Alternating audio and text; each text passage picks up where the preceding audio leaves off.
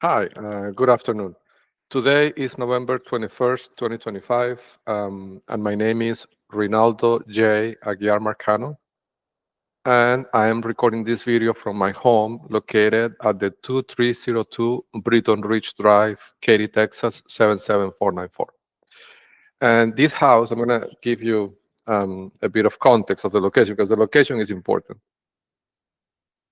So to do that, let me just share my screen with you real quickly.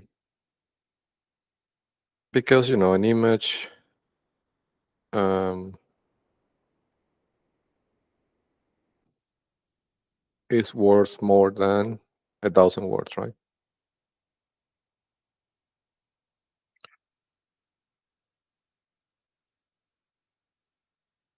So let me see.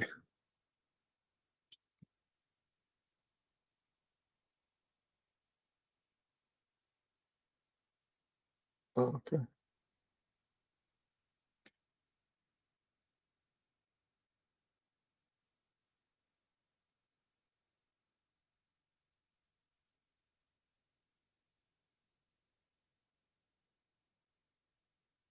Mhm.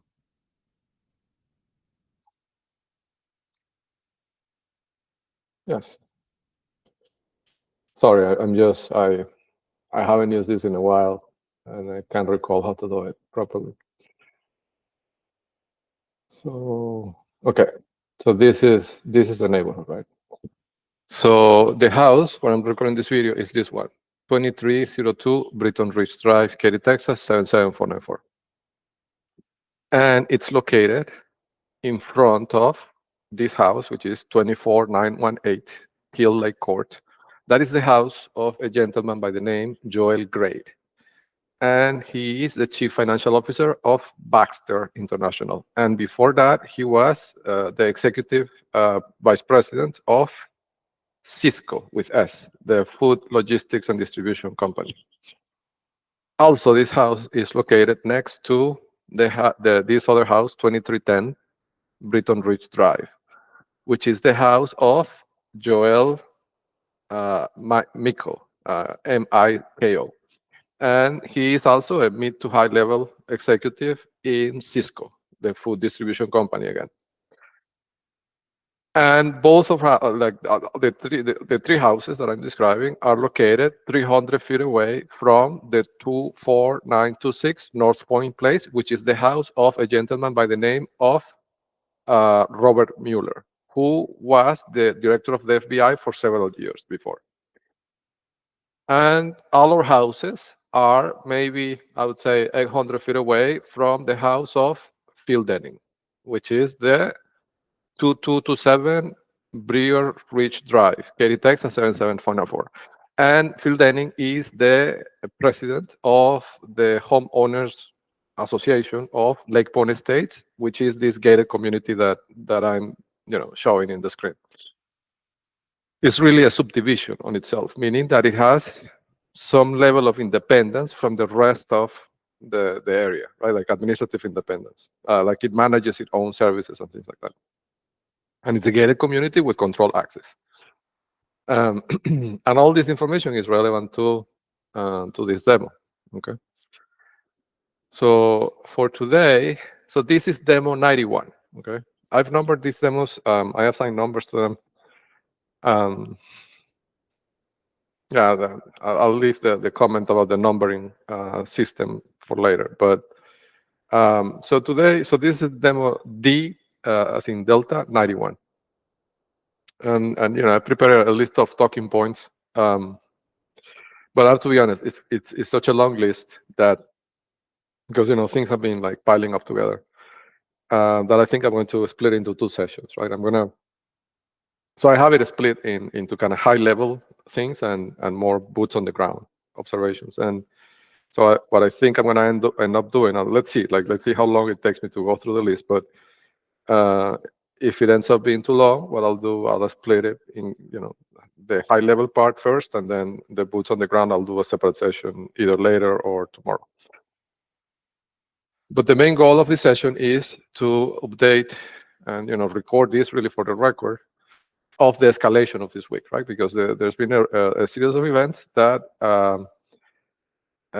which is funny, right? It was all triggered by an information I received from the Venezuelan informant that works with Diosdado Cabello. And Diosdado Cabello is an individual that is wanted by the DOJ, by the Department of Justice, right? Like so.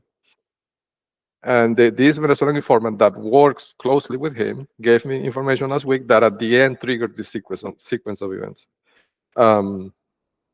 Which I think and I'm telling you this from my, let's call it myopic view, right? Because the view I have is only what I can see, right? In the situation that I am. But from what I can see, like this was a tremendous mistake, right?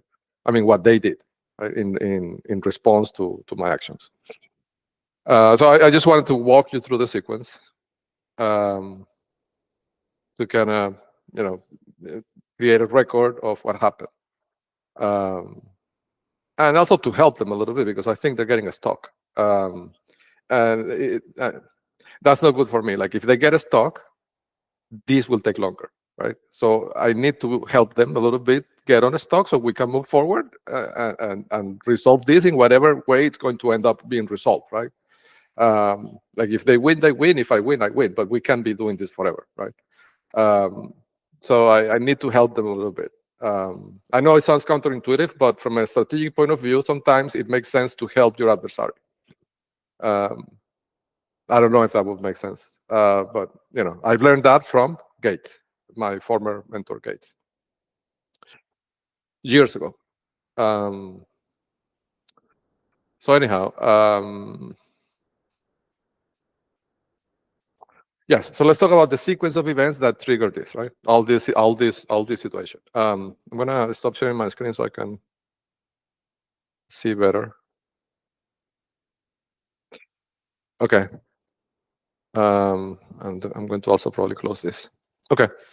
So the sequence of events was that the Venezuelan informant told me last Friday, I think it was, or Thursday, I can't recall the day, that the network, this network that I've been talking about for, at this point, 91 demos, right? And at this point, 6 different books, 7 books. This network was planning to trigger an action using the IRS, okay? And I explained in demo D90 what was the leverage that they had or why they could do that, right? And I explained the reasoning and the situation I was in, and I'm not going to redo all that in this demo, right? But they had something that they were planning to do with the IRS. So in demo D90, I also mentioned that I thought, right, that was a bit silly because it would be in a way like poking a bear. It would be, I mean, from their side, right? It would be going and ring the bell on a federal authority, federal level institution to do something against me, but that would open the door for me talking to that federal institution. Like, for example, right? If they outed me, I have the right to respond to the audit. And in that response, I can say things that could seriously harm them, right? And then they can't hide the outcome of it. I mean, they can't hide the documentation of the audit because the audit was triggered, right? And I have a right to respond. So that's just an example, right? But in general, when you do something like that, right, engage a federal institution, you have to be prepared for what the other party will do. And in this case, because Diosdado Cabello gave me a copy of the entire database of this network, of all the geolocations and all the cryptocurrency positions, going to talk to the IRS for them about me is a risk, because the IRS is precisely the institution that could seize all the crypto, right? So, but that's what they did, right? So they made a decision in a moment of desperation. So in response to that, what I did over the weekend is that I filed the tax return and I published 3 books. I'm gonna show you the books. So because, it's better to see something tangible, right? Again, I think it's this window. Right. So if you go to Amazon and you look for RJ Aguiar, so my initials and my last name, IRS, you will see the 3 books over here. Right. So it has part 1 is this one that it has the green bar for, the backdrop of the title is green. Then the part 2 is red because there's some intentional design behind the colors, right? And the part 3 is brown and blue, the backdrop. In total, it's like 1,400, so 1,400 pages in total, something like that. And what these books contain are the transcripts of all these at that until today 90 demos, right? But after I finish this demo, this is going to also go into the books. So I publish all the demos, right? Which is what they've been trying to hide, right? Like all this time, like with the end goal of the harassment with the courts and the police and all that, the goal of all that is to silence me, right? So what they're trying is to suppress the information that they've given me, right? So I cannot give it to the real authorities. So my response was to create, because now they were going to engage the IRS to harass me, right? So my response was to create these 3 books with evidence for the IRS, and I titled the book, like if you read the title, right, it says, "An IRS whistleblower's formal disclosure to the Commissioner of the Internal Revenue Service," right? And what I'm going to do, I'm going to mail these books directly to the Commissioner of the IRS with the Forms 211s that I'm going to file from now on, right? So of course, these created, and let me tell you, when I make these statements, when I make statements about what created on their side, I'm not guessing, right? I have to be very clear about that. I'm telling you this, or I'm recording this in this session, because I got that information from the Venezuelan informant. Like, he's telling me what's happening on that side, right? And so when I say they panicked when they saw this, I'm not guessing. It's just the informant told me that they did panic, right? In fact, the informant told me that they had a meeting in which they were asking themselves the question, what do we do now? Like, basically, I don't have the transcript of the meeting, right? But I can tell you from what I got from the informant, the way I read those sequence of messages is they were having a meeting, basically saying among them, we've tried everything. Like we already exhausted, like we don't have any playbook for this. What do we do, right? And this is what triggered the action that I think was a huge mistake. So I'm telling you all this just as context for the more observations themselves, right? Like about what happened this week.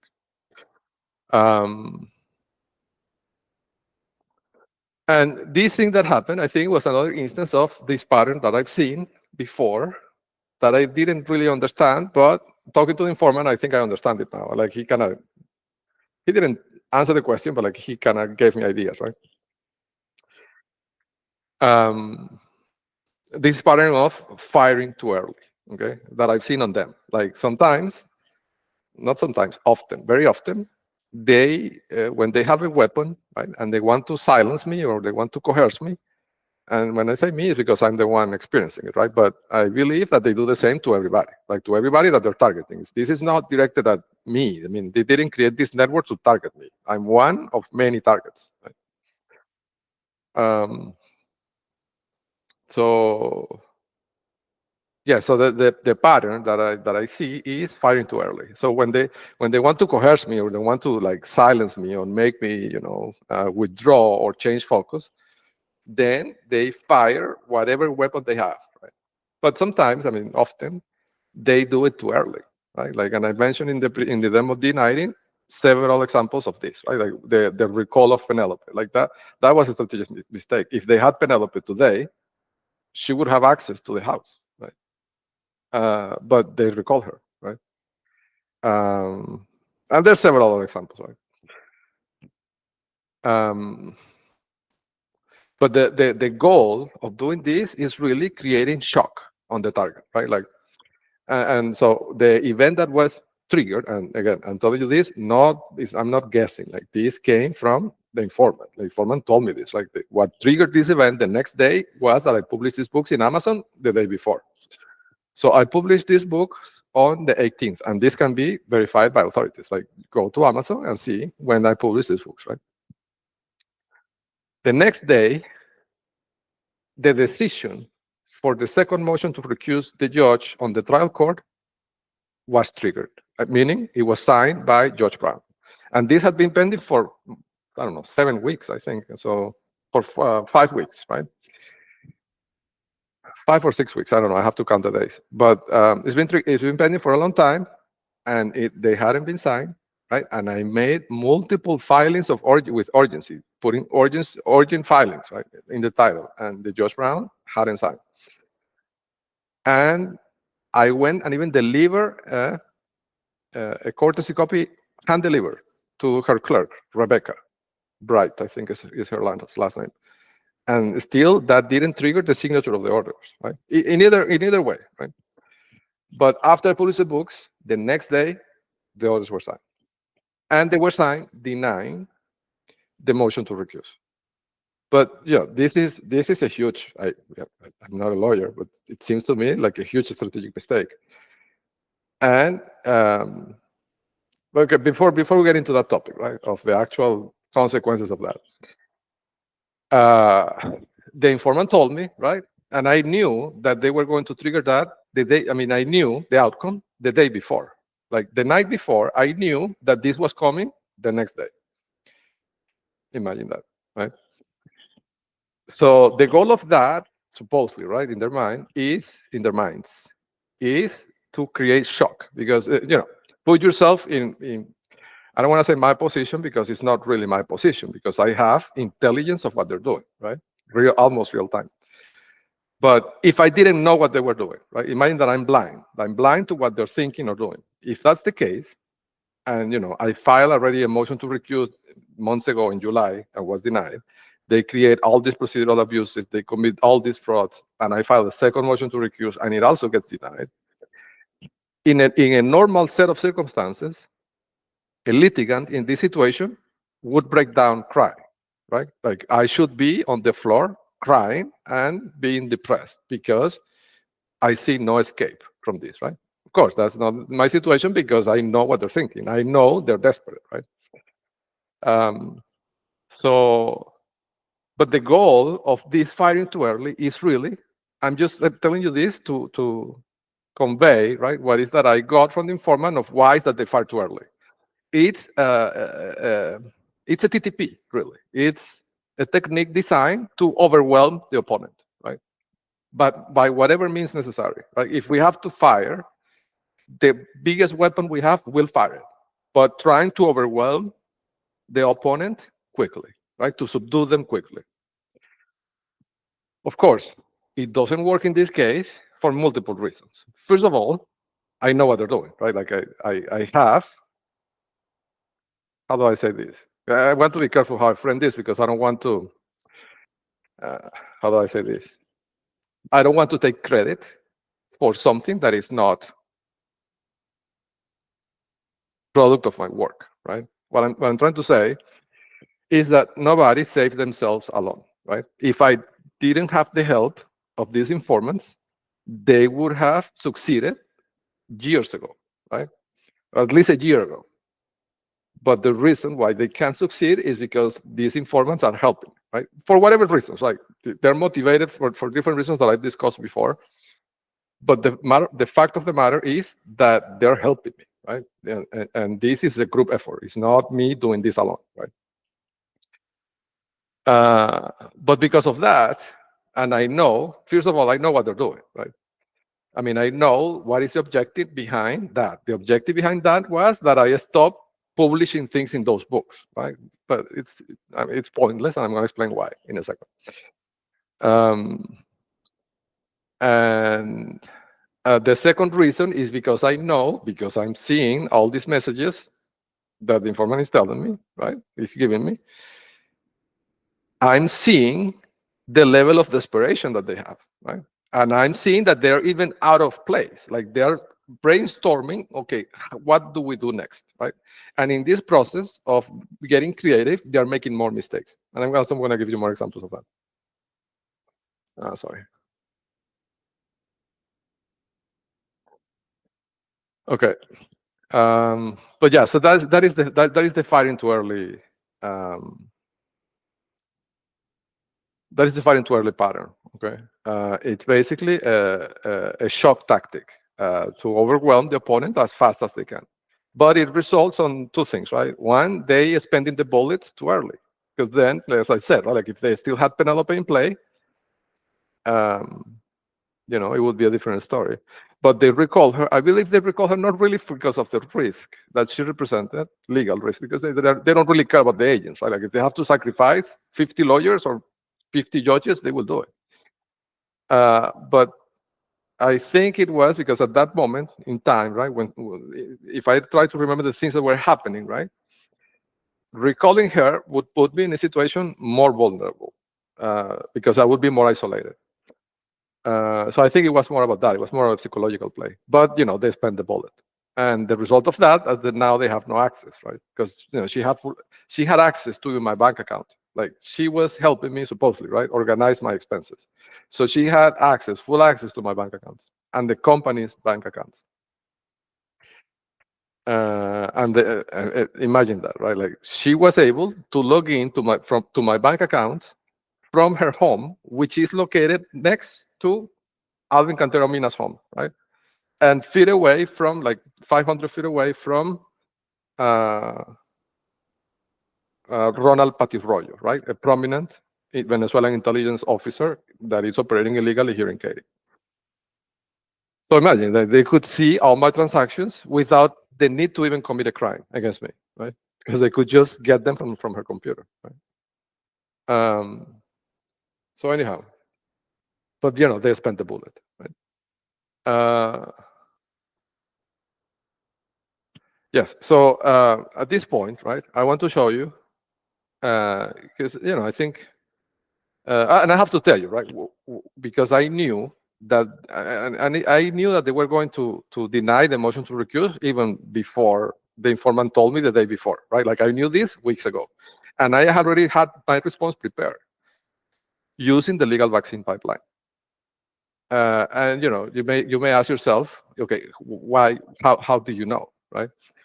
Because and I said this in demo D90, I think I said, I have this this principle, right? Of despite all this, I always assume that people want to do their best, right? Unless I see proof in the data and corroborated with actions that the person took that tell me otherwise, right? But so I already knew that the Judge Brown would issue a negative response, right? And let me show you this, right?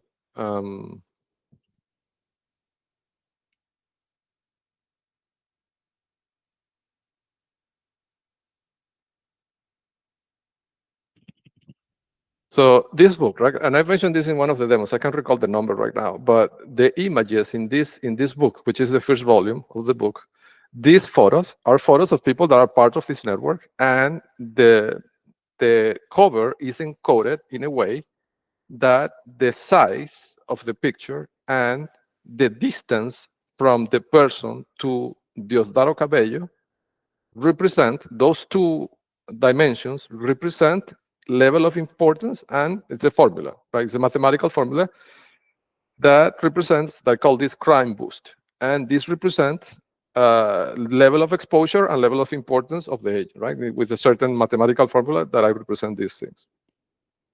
What I'm trying to say is that the cover of the book is not, how do I say this? It's not, random. It's not a random assortment of pictures. Like there is engineering behind how those photos are assigned, right? So I want to mention that. What I want to show you is that Josh Brown was in this cover before. Where is he?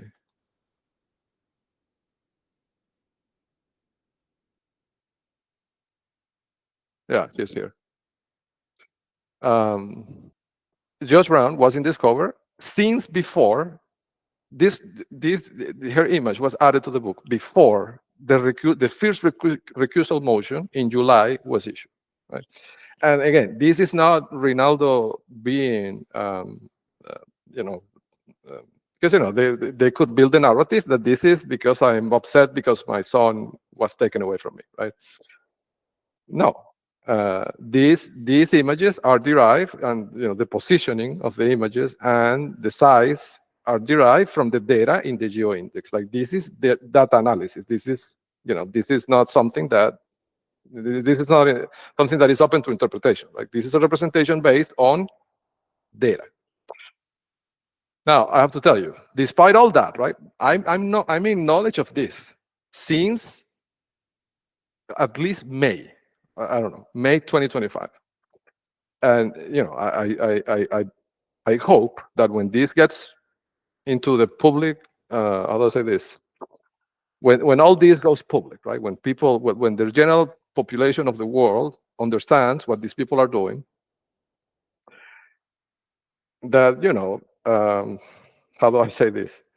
I hope that people see that despite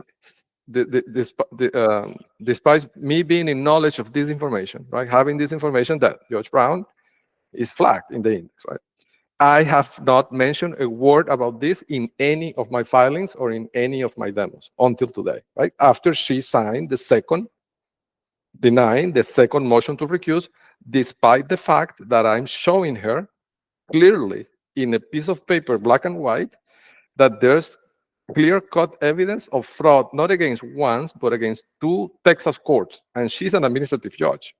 The entire purpose of her job existing is to regulate the courts so they don't do these things, right? But I put all that evidence in front of her. I hand-delivered the evidence organized in a folder. And she denied the motion to recuse based on a procedural rule without even granting, not even a hearing, right? So, I mean, I mentioned this before, right? In programming, in software engineering, we have a concept that we call dog typing, right? And the principle is, sometimes in programming, you can't identify an object, right? You're not sure what type of object it is. And you apply what we call dog typing. Dog typing is, and that's why it's called dog typing. If it walks like a dog and it quacks like a dog, and it behaves like a dog, it probably is a dog, right? I'm saying this is because, if she is marked in the index and she is ignoring the basic functions of her role and denying the motion procedurally without even giving me the opportunity to be heard, right? Well, I think at this point, I have met the burden of proof, right, on that particular subject. So that's why I'm saying it today. But I want to convey the point that even after she denied the first motion to recuse, I did not mention a word about this, and I did not put in any filing, right? And that decision, is more than me being a nice guy, right? That is a strategic decision based on a TTP that I've observed of this network for years, right? And I've learned and I understand how it works. So that's, this is a kind of an introduction to explain that concept, okay? And I think I'm gonna move it because, oh no, but before we get to that. So what I wanted to show you, right, that I didn't show you is this. In the folder that I'm constructing, the bucket, right? I have a bucket, a Google storage bucket for evidence, right? And I have a folder in there which has the name of Troy Pickett, because Troy Pickett is really like, if I can give an analogy, right? In this situation, Troy Pickett is like, I was trying to kind of come up with a name, right? This is not name calling; it's just like the technique, right, that I'm using. It's like, I don't know if it would be like Pickett ball, but it would be like a Pickett demolition ball, right? Like, he is really a weapon, right, that I can take to different courts and, So I have this folder called Troy Pickett, right? And in that folder, you'll see there's several pieces of evidence, right? But there's also 2 folders, right? One that say actions taken against the wire fraud that he committed. And if you open that, you will see even an instrument that I filed today, and we'll talk about that instrument in a second. But, sorry, I think I made a mistake here. Yes, there's another folder, right, that says actions that might have ultimately triggered all this, right? Um, I mean, the actual name of the folder is actions that might have ultimately triggered the wire fraud of Pickett, right? Now, I want to show you a document that I put in here, right? This is the document that I filed with an institution, a federal government institution, on early March 2025. Now, before I show you the document, I want to make two notes, right? One is, yeah, I want to frame this more as, so when I show you the document, right, you will see it's handwritten and it lacks sophistication, right? And, but, I don't want to really focus on what the document lacks, right? Or, the shortcomings of the document. I want to focus, because, that even those shortcomings don't justify the IRS not taking the document seriously, right? And investigating the claim, or even making a phone call to ask me, what is that right? I mean, if somebody is making such grave accusations, right? You could think one of two things, right? You could say, well, maybe this person is crazy, but you could also think, well, maybe this person has some information that we don't have, right? Let's call him, let's interview him to see what is that he has, right? And then we'll make that call. But they never called me, right? They never tried to contact me. They just sent me these procedural dismissals of the Form 211. But anyhow, yeah. So, but instead of focusing on the shortcomings of the document, I would like to offer you a different view, right? I would like to focus more on how the sophistication on the legal area of my resources have evolved over the last 8 months, right? Um, And I say this because this is a great example of how these adversities that they create actually help me, right? Because what they're doing really is training me to be able to fight them on the legal front, right? That is knowledge that I did not have 8 months ago. And it's been only possible because of characters like Hunt from the Hunt law firm, Troy Pickett, Morgan Heibner, William Kyle Adams, and Robert Mueller. So in reality, what they're doing is giving me an area of expertise that I did not have before, right?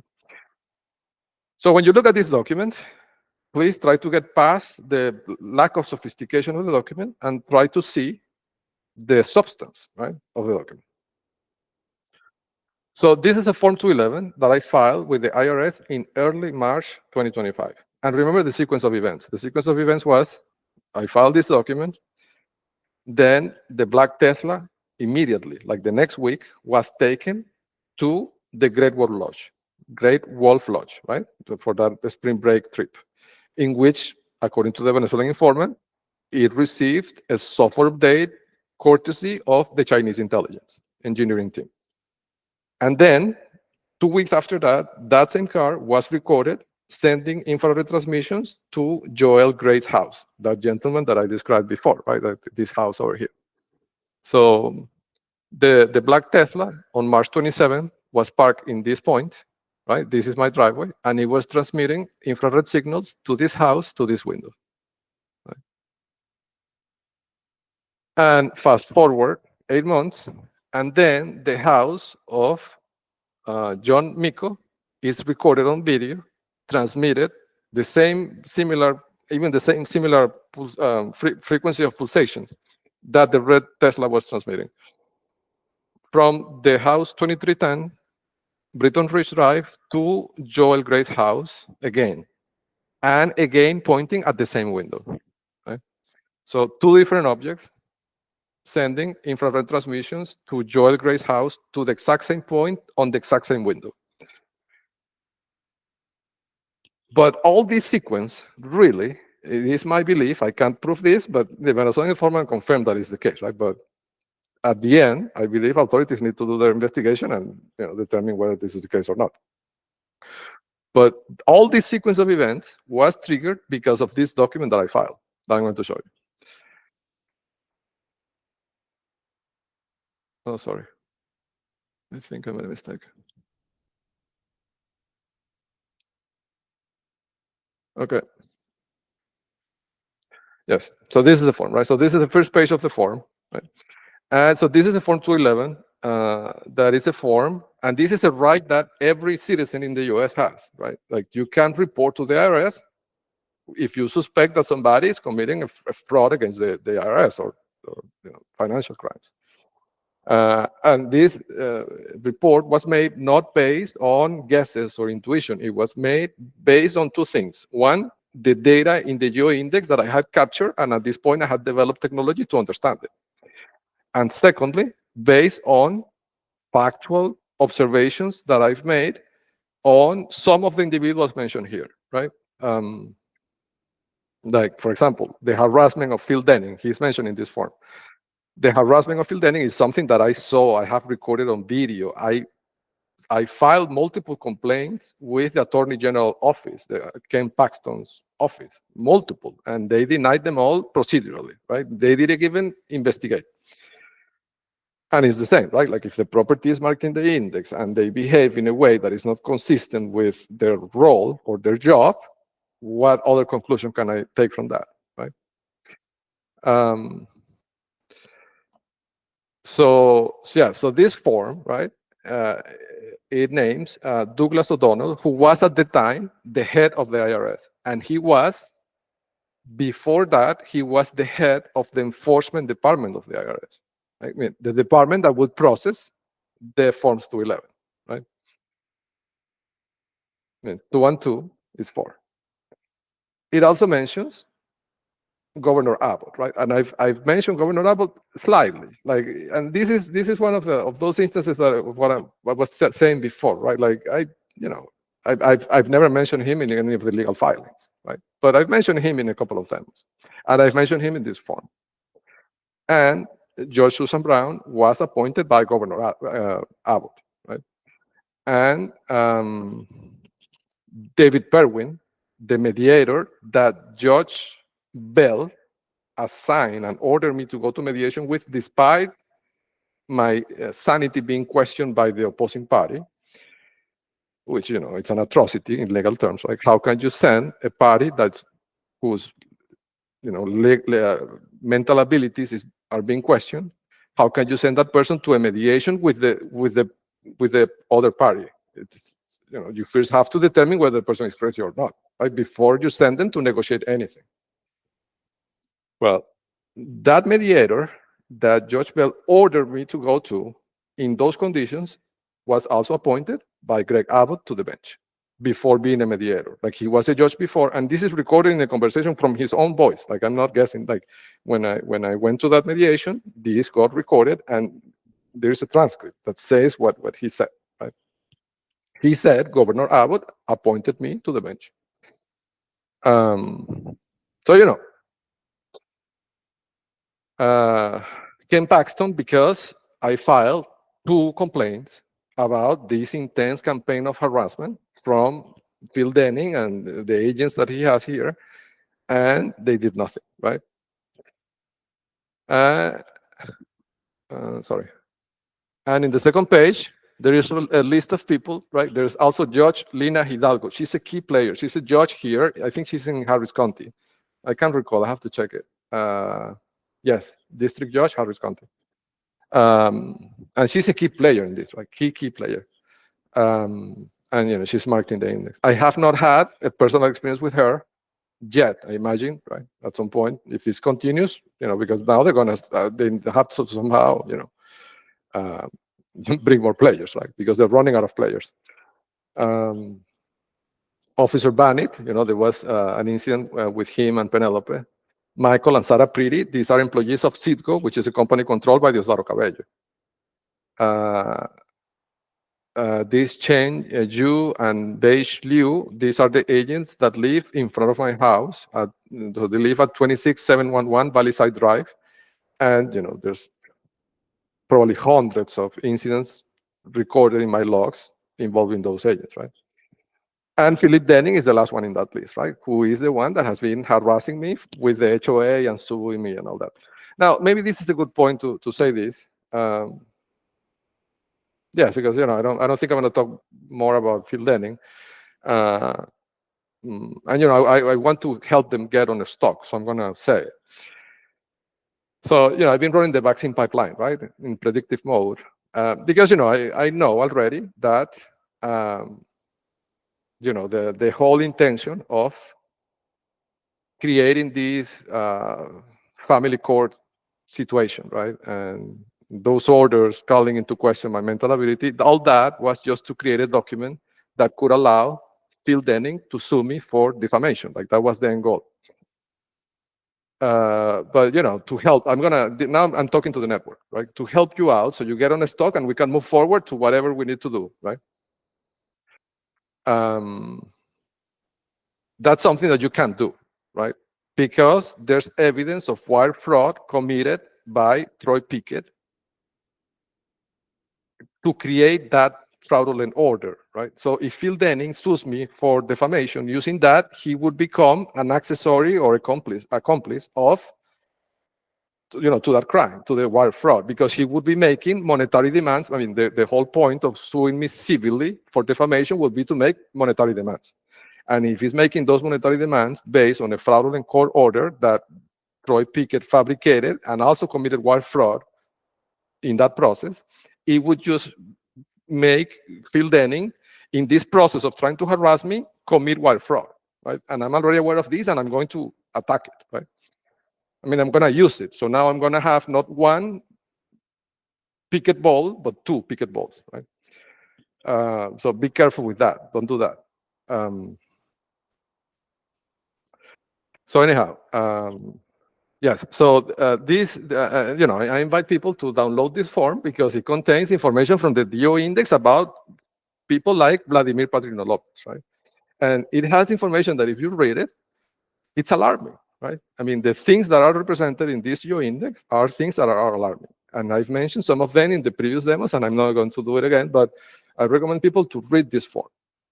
So of course, I understand now the sequence of events and how this document, right? When I said the other day, like, capturing that video of the black Tesla on March 27 and putting on YouTube is what ultimately led to my son being taken from the home, right? The next day, within 12 hours. Well, in reality, the real, root cause was me sending this form to the IRS, right? This specific form. I sent 49 forms, but this one is the one that hurt to the point that it triggered all this, right? So, I really hope that authorities investigate this because, there's no way, to move forward, I guess, right? To address this if authorities don't, take a position, right? About the geo index and the participation of all these people in this, right?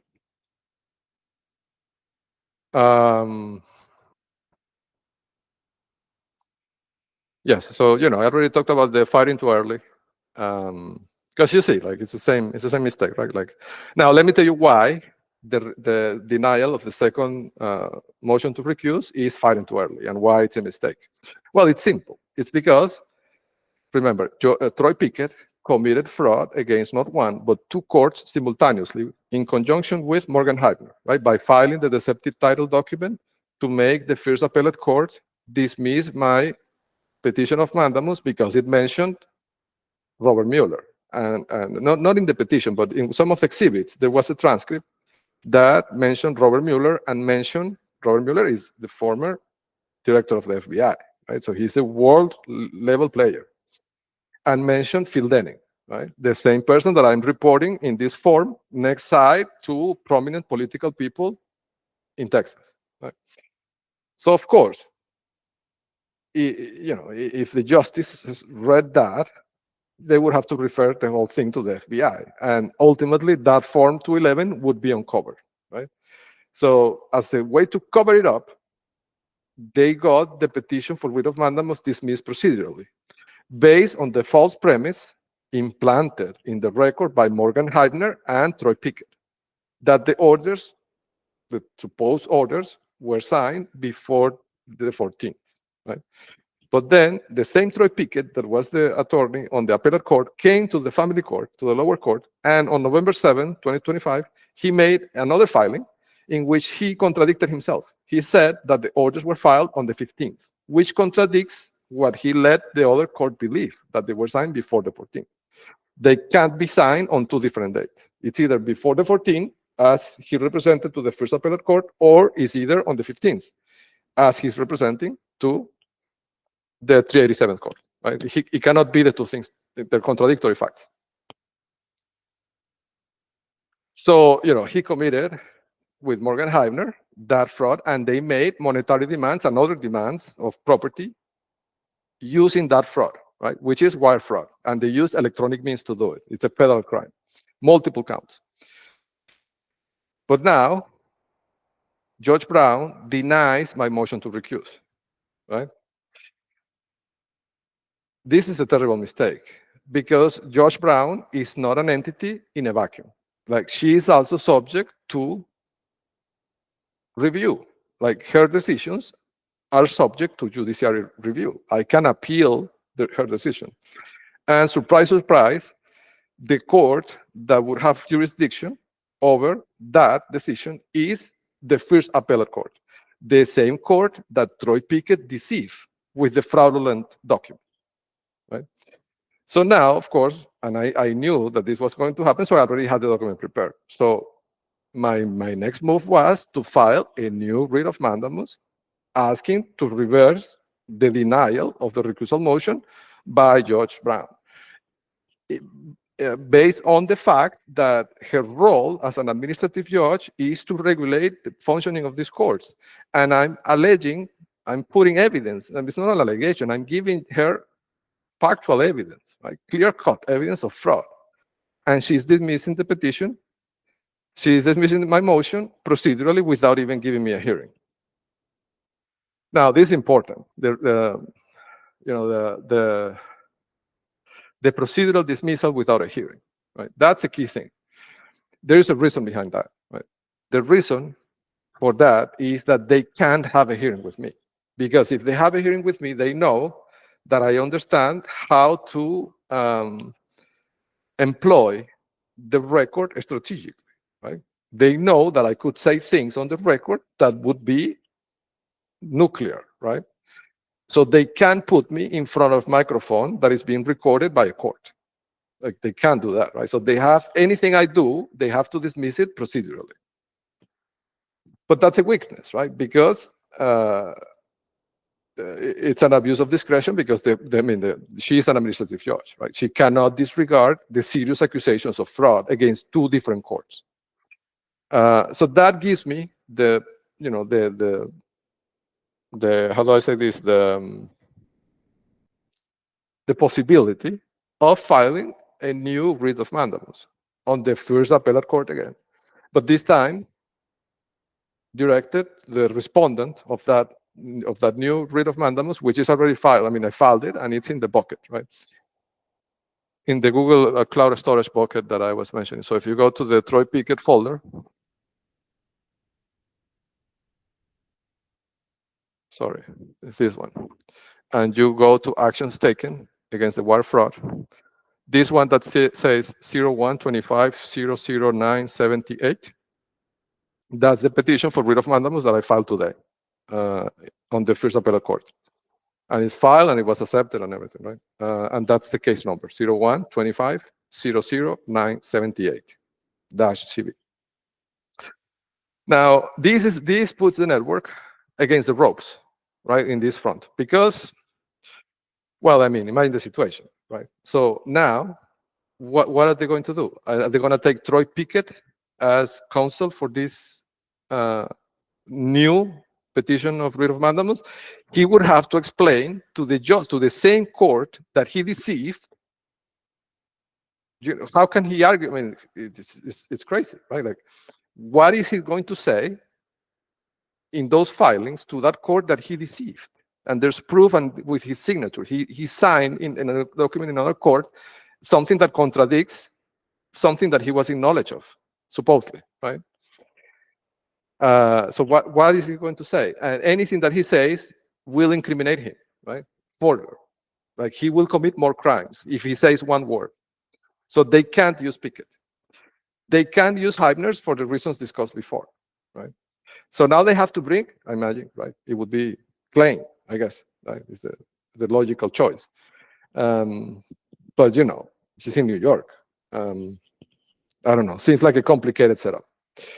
But in any case, whoever they bring is going to face the same challenge. Right? There is a serious allegations of fraud against this very same court, the First Appellate Court, and that also puts those judges in a difficult position, because if somebody's telling you that you were deceived, are you going to dismiss that procedurally? You can't dismiss that procedurally. If somebody's telling you that you were deceived, and there's evidence recorded in the record of another court that this happened, right?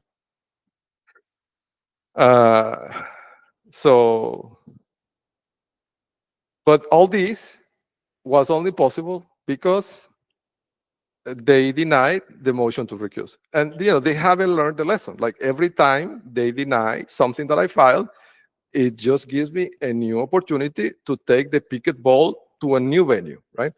Now, on this one is interesting, right? Because the pipeline says that this is a stretch. Like, this is not really, how do I say this? It would be incorrect, according to the pipeline, right? I'm not a lawyer. Maybe the software is wrong, but the pipeline thinks that if they do this, because I do predictive analysis, right, on potential scenarios that have not happened. So the scenario is, what if the First Appellate Court dismisses the petition based on lack of jurisdiction, right? It would be kind of a procedural dismissal, and they wouldn't have to get into the substance of the issue. They wouldn't have to read the sentence that says you were deceived by Troy Pickett, right? So the logic of that dismissal would be hypothetical, right? I don't know if this is what they're going to do, but hypothetically, it could be, we are the First Appellate Court. Our job is to review the 387th, but this instrument is naming as a respondent Judge Brown. And Judge Brown is an administrative judge, and we don't have jurisdiction for her decisions, which is not true, because the origin of the issue is the 387th court. Like, although, Judge Brown, I'm telling you according to the pipeline, right? So this is what I can see in the debug output. Judge Brown is coming into this scenario, right? But she's not coming as a floating agent. She is coming on behalf of the 387. So the 387th refused to recuse themselves, right? So Judge Telfer refused to recuse himself, and as a consequence of that, he forwarded that to Judge Brown to make a determination as an external party. But she is, playing for the 387 court in a way, right? Like, the origin of the dispute is the 387 court, and that gives, it's not only gives, like the only logical jurisdiction for this petition of writ of mandamus is the First Appellate Court. But like, sometimes law can be interpreted, right, in different ways. They could make a different interpretation. But, and again, this is me talking to the network, helping you, right? If they make that interpretation, I am already aware that I can take this to the Supreme Court of Texas. So if that interpretation is made and the issue is not addressed on the substance of the issue and is dismissed procedurally, I'm going to take it to the Supreme Court of Texas. That would be, and I already have this document prepared. So it will take me 2 hours to escalate it there, right? It's your decision if you want to do that, okay? Okay. Let me see where I am to catch up with my. Yes, so I think I'm gonna stop talking about that fighting too early pattern, right? With the legal mistakes. Let's see what they do, right? So now I want to transition a little bit more to a little bit more technical topics, okay? And this is more about the architecture, right, of the network. And so there is something that I kind of hinted at in different demos, but I've never explicitly said, right? So I think it's a good point to say it. So this network is really composed by a series of hubs, right? So a hub is an area that is heavily under the control of a group of people of the network. And if you think about, and I'm telling you this based on, first of all, data, right? Hard data from the geo-index that I got because Diosdado Cabello was harassing me using this geo-index, and I was able to see how it worked, and I was able to find it on the internet and downloaded it, right? And then build technology to analyze it. So I'm not guessing here. And secondly, from observation, because they have kept me in this environment for 10 years or more, and I've been, now that I have the data and I have been observing all these things that, even before having the data looked weird to me, odd, right? Things that didn't look normal, but now having the data, I understand them, right? So the network really is composed by a series of hubs. And this is something that is important for everybody to understand because, well, first of all, it will put your mind at ease, right? Because if you're in an area that it's a hub, right, like my case, right, you might become psychologically overwhelmed thinking that the world is over, that they took over the world. Because from your myopic view of the world, it might seem that they control everything, right? And this will have a detrimental effect on your psyche.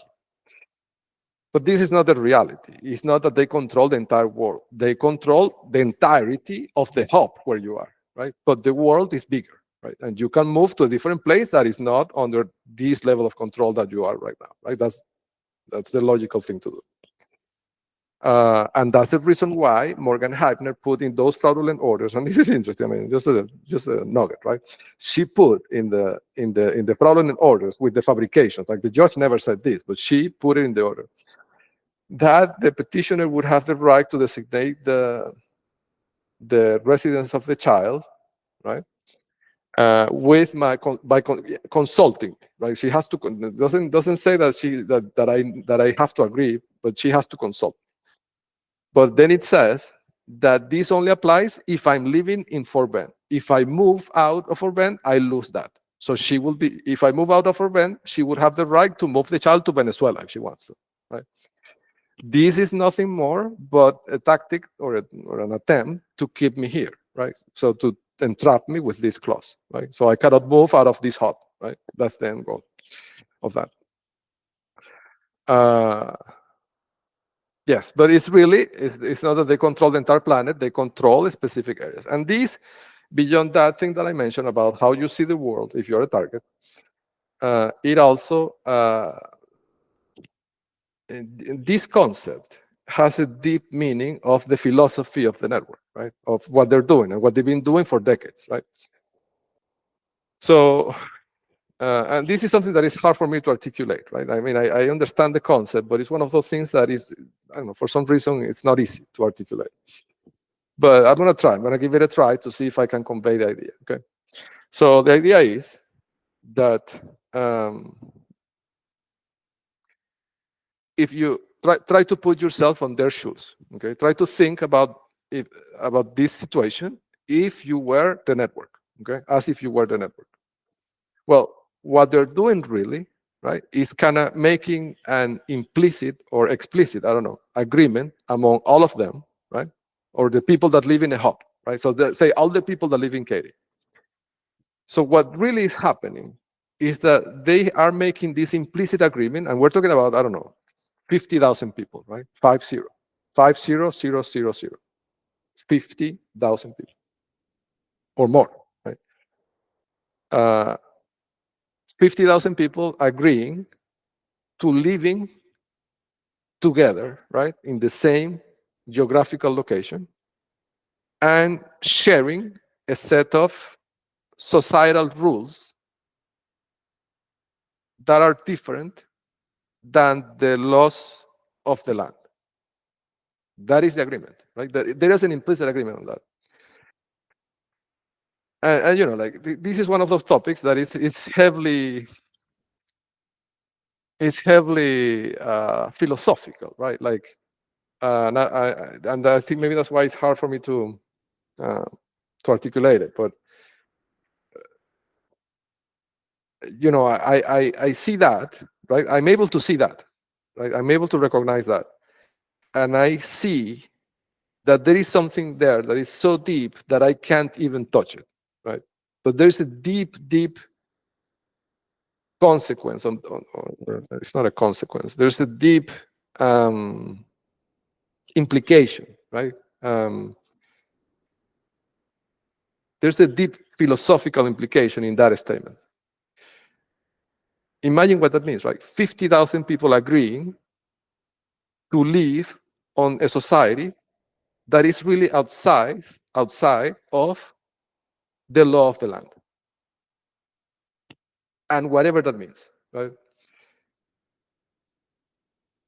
I don't know. Let me try to put it in concrete terms. Right? Imagine that if I was an agent of this network, like I'm a target, right? I'm playing for the other team, but imagine that I was an agent, right? And I willingly decided to be part of the network and to live in Katy, okay?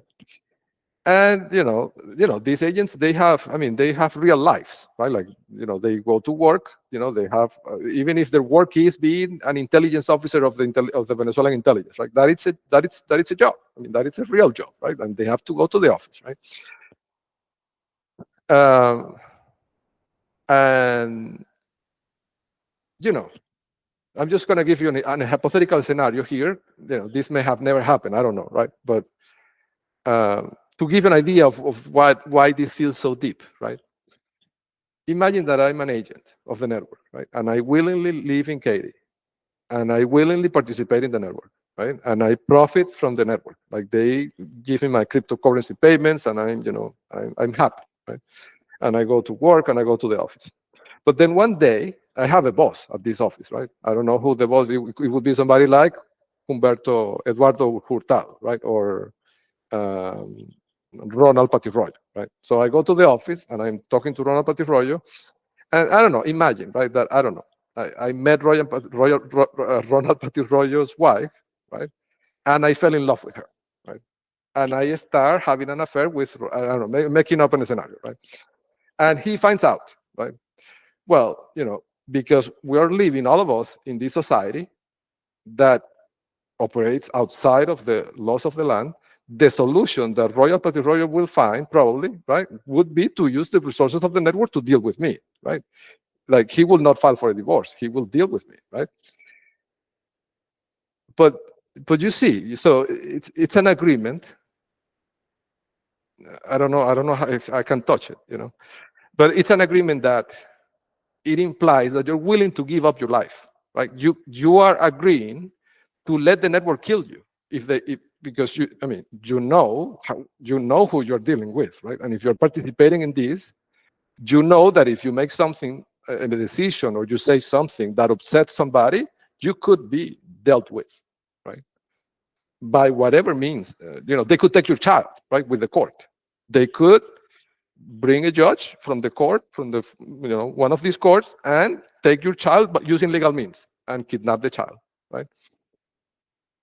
So it's paradoxical, right? Because it means that all these thousands of individuals are making this implicit agreement and are giving up their most fundamental rights in exchange for crypto.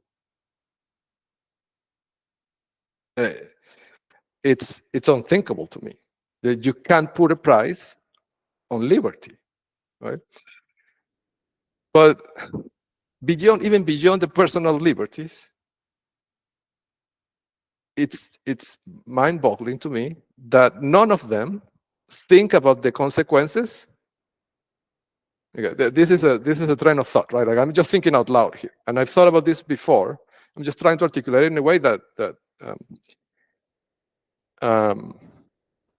but giving up your personal liberties is one thing, but giving up the personal liberties of generations to come is another thing, right? It's more serious, because, like, if they keep doing this and creating these hubs everywhere, they will eventually control the entire planet, right?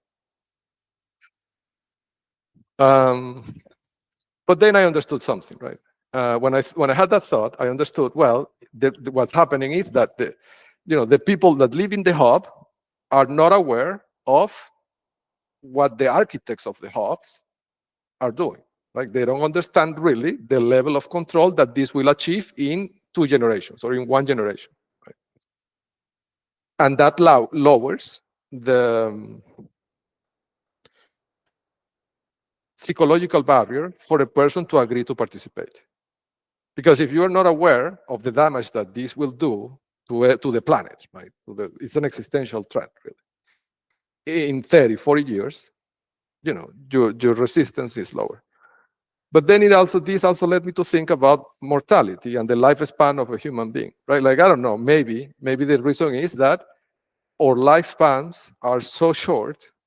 People live, if you say that you came into the network when you were 30 years old, you're in practical terms, right? You could live a productive life working and, for say 45 years, I don't know, right?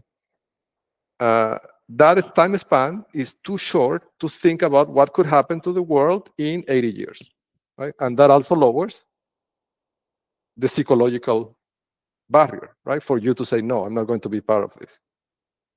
Because you're thinking on the immediate terms. You're thinking about, okay, how I make a few $1 million quickly, right? Without having to do a lot of work.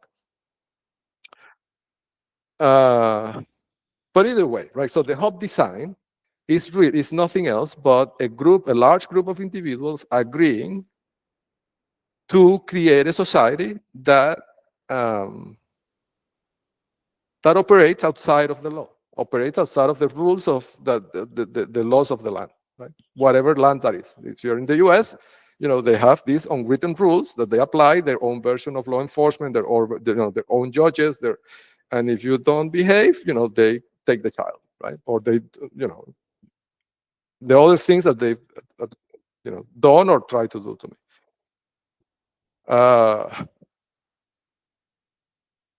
But by concentrating, right? Like I think from an operational point of view, the takeaway is that by these 50,000 individuals, right, agreeing to this setup, what they're really doing is concentrating themselves in an area, and that creates full operational control for the controllers of the hub, right? The people that are benefiting from the hub are the people that created the hub, not the people living in the hub. Those are workers, right? And yes, they're workers of different levels. Like, for example, if you think of Robert Mueller, right? He lives in the top area in the hub, right? So, he's very well protected, and he has buffer zones and 5 churches surrounding him. But at the end, he is not the controller of the hub, right? There is somebody above him, right, that is controlling the hub, right?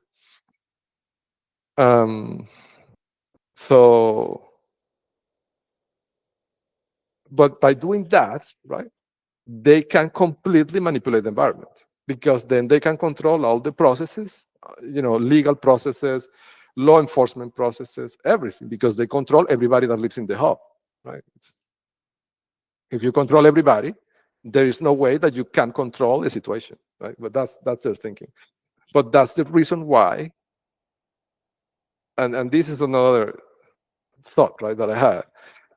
That thing that I'm saying is precisely the reason why all their actions so far have been on state institutions, like Texas institutions, right? Weaponizing the courts, weaponizing the law enforcement, the police, all those things have been state-level institutions because they control the hub, right?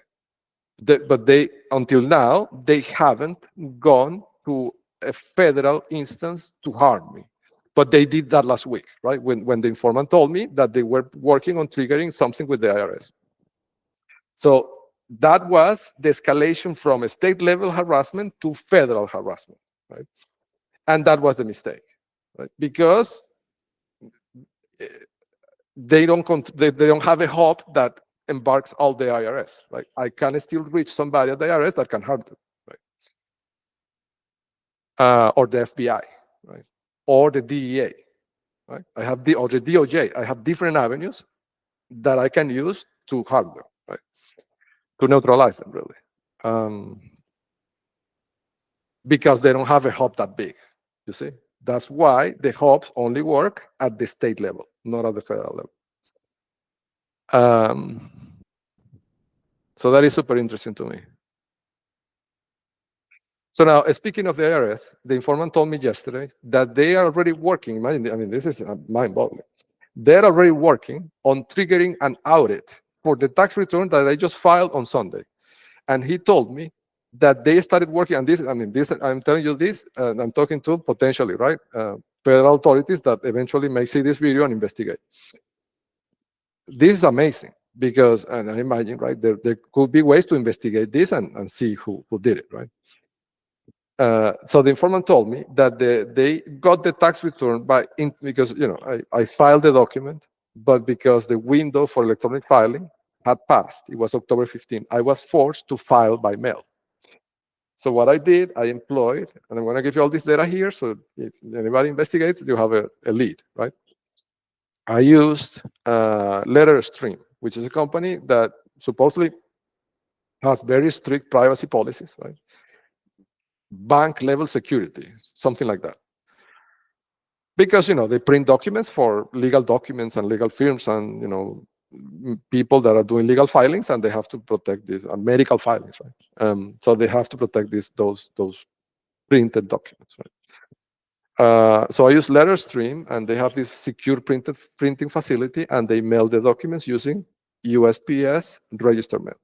So the informant told me that they intercepted the actual physical package, but he wasn't sure if it was at LetterStream or if it was at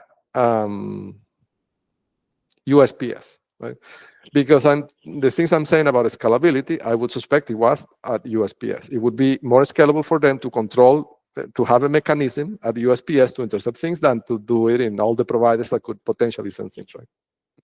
It's an aggregator, right? And this is important. I'm going to talk about aggregators later.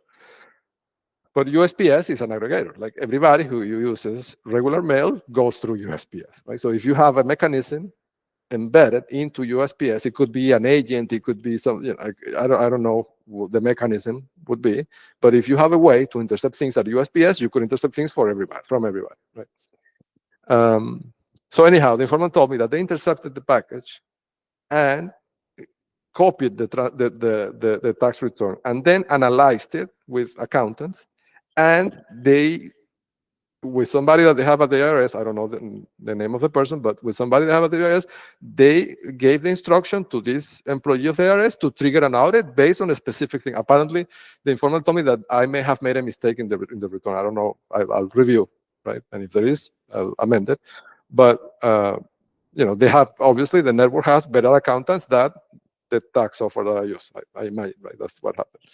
But they're already working on this, right? And this is relevant because for this to happen, somebody must have had access to my files in the IRS before the tax return arrived, right? Because all this happened before the tax return. I think is still in transit. It hasn't arrived. I checked yesterday, and it hadn't arrived.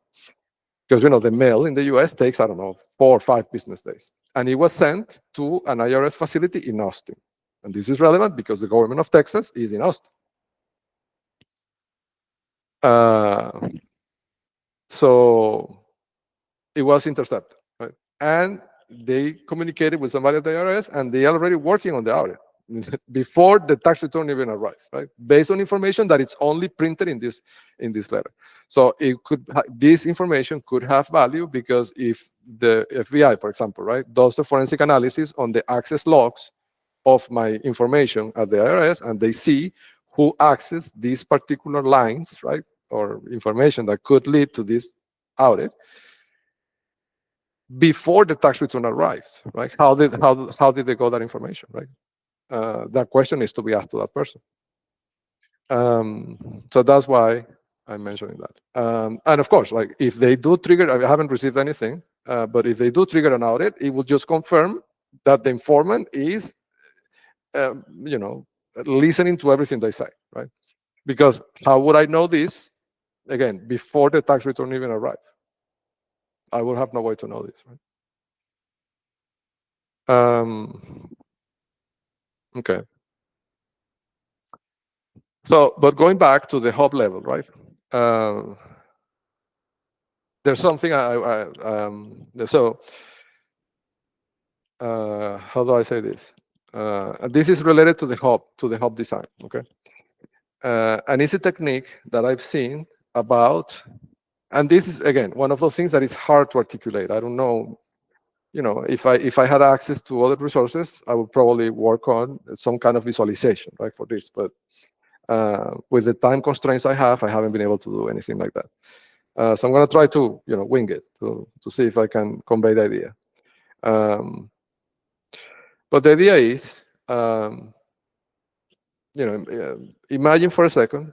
So let me start by saying that all societies and all societal systems, at least in this planet Earth, right, are hierarchical, right? So there's always somebody at the top, and there's always more people at the top than people at the bottom, right?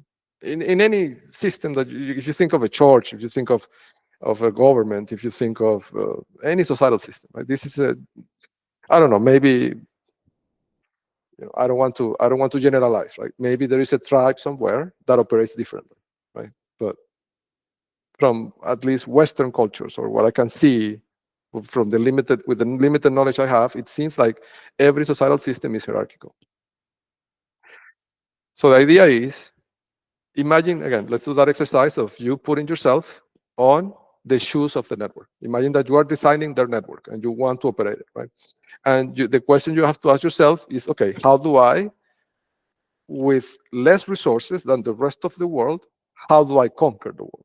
Right? That's the question for them, right?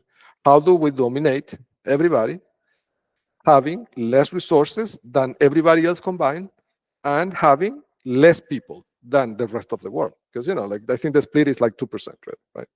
And that's why the 2% attack that I described in the books. So the question is, how with 2% of the people, right, and say 5% of the money of the world, in the entire world, with those resources, 2% of the people and 5% of the money, how do we control the entire planet? And there's many solutions to this problem, right? Many. And the different solutions that you can think of will have different trade-offs, okay? But the solution that they found is to create this parallel society in which people, and that's what I call in the books and in some other places, the network, or I call them the bizarro state, right? So the idea is that you have this parallel society, and the role of the people in this parallel society is twofold, right? One is to spy on the 98% of the population, like the others that are not part of the network. And the other one is to harass a certain percentage of that population. No, you cannot harass everybody, but you can harass key people that could threaten your position of power. It could be political opponents, it could be scientists, it could be military officials, it could be anything, right? But it's a targeted set of individuals. These are the targets that they pick, right? And this is how it works. It's basically a parallel structure attacking. Imagine a parallel organism of a smaller size attacking a bigger organism, similar but bigger organism, attacking that organism in different key places. Like, that's the best analogy I can give you. But there's a way to do it, right? You cannot do this, for example, right? We're going to give you the counter example. Imagine in this parallel society, right? For example, imagine I don't know, let me pick a person that we haven't talked about.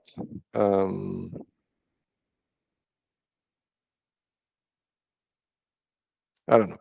Imagine Diosdado, right? Diosdado Cabello, right? So he is a top military figure in an entire country and even continent, right? He's a well-known figure, right? He can't come out and attack me, right? He can't.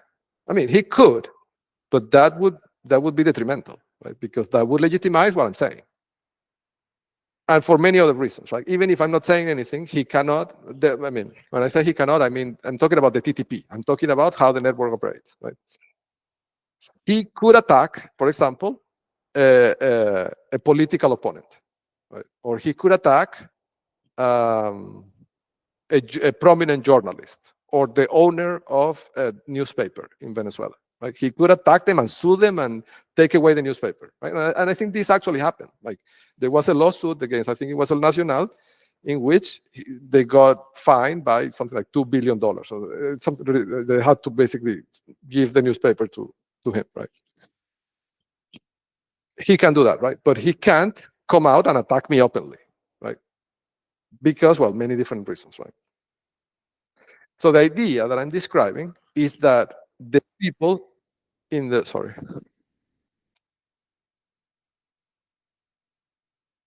this thing has a timer, and if I don't click on it, it kills the meeting. So the principle I'm describing is that people in the parallel society attack people at the same level in the real society, right? So it's a matching process. It's like a bookmaking process, if I can give an analogy, right? So people of one level will attack people at the same level, right?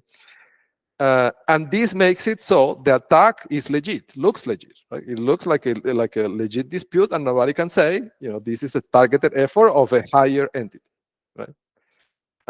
Or, for example, the president of one of these countries that are running this network cannot come openly and attack me, right? That would be disproportionate. Like if a president of a country in Asia or Eurasia comes out and files a lawsuit, right? So they can't do that. They need to get somebody at the same level to attack me, right? That's the principle of operation. That's what I call the same level attack. That's the reason why they were planning to employ Phil Denning for the defamation lawsuit. They can have Robert Mueller sue me, right? Because Robert Mueller is a world level player. He will raise more questions than answers, right? But if Phil Denning, in a scenario where they could have created that temporary order signed by a judge without the wire fraud being exposed, right? In that ideal scenario, in their minds, Phil Denning could come out and file a lawsuit for defamation against me and bankrupt me, right? Because a judge, part of the network, would rule in favor of him and award him millions of dollars in damages, right? Because I say things about him, which is what happened in Venezuela with the Nacional, right? With the newspaper. Right? But it has to be somebody at the same level. It cannot be Robert Mueller. Okay? But again, that thing, I strongly advise the network, look at the wire fraud, the evidence of wire fraud created by Troy Pickett and Morgan Heibner. Making any monetary demands based on that document will be wire fraud. I mean, further, more counts of wire fraud. So anyhow, yeah, so that is the technique, right? So attacking people at the same level. But again, when I say these things, I don't want to portray it as, I'm being attacked by these people. No, I actually learned from this. I learned from this years ago. And the person who taught me this really was my mentor Gates. My former mentor Gates, because my mentor these days is Robert Mueller. Like the amount of training that he's given me, it's immense. And you can see that in the sophistication of my legal filings, how it has progressed from that handwritten Form 211 to those 3 books with 1,400 pages of intelligence. Right? The reason I got that intelligence is because I'm learning from him, who was the head of the FBI. Right? Anyhow, that's the same. That's the same level attack. Okay. Let me see where I am, so I don't get. Yes. So the question is, how do I use this? Right. Well, you see what I'm doing, right? I'm going to say this because at this point, I think for the network, right, they have smart lawyers. They know what I'm doing, right? This is exactly what I'm doing. I can't come out, right, and file a lawsuit against a sitting judge, right, or a sitting, let's call him high government official. I can't do that because it would be a disproportionate attack. Those people are too far removed from my level in the society, right? I'm at a low level in society, right? I mean, I'm a little guy, right, trying to survive this. I can't come out in court suing, a sitting official, high level official, right? But, and this is a big but. If somebody who is at a higher level than me directly harms me by violating my rights, I gain the right to attack them, legally speaking, immediately. Like example, I don't have to spell it out, right? And then, because all those decisions are subject to review. And then, if I file an instrument with a higher court and that person also violates my rights, I gain the right to attack that person, right? Legally speaking, I mean, I can't file an instrument asking for review of that decision. And you see where this is going, right? Like, if you keep doing this, I'm going to keep leveling up. And at some point, I'm going to get there. I'm not far. I'm maybe 3 steps away. So think long and hard before, yes. So that's how I applied the same level attack, right? I'm not going to engage into a confrontation with somebody that is not right, but they are putting me in positions where they are leveling me up by their own mistakes, right?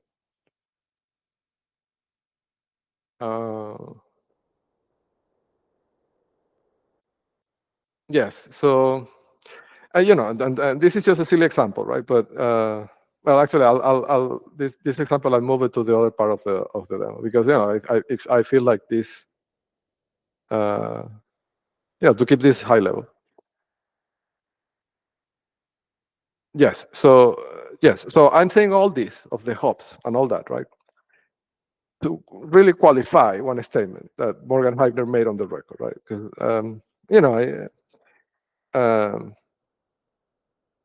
as I was saying at the beginning of this subsegment, if you realize that you've been targeted, you have a choice. You have a choice to see, or you could think that the world is lost. They control everything. But that's not, I don't think from what I'm seeing in the data, that's not the reality. The reality is that they create these synthetic areas, right? The synthetic societies in closed geographical areas that are, well defined. And they control everything inside of that area, but they don't control the entire planet yet, right? If they keep doing this for 20 more years, they will, right?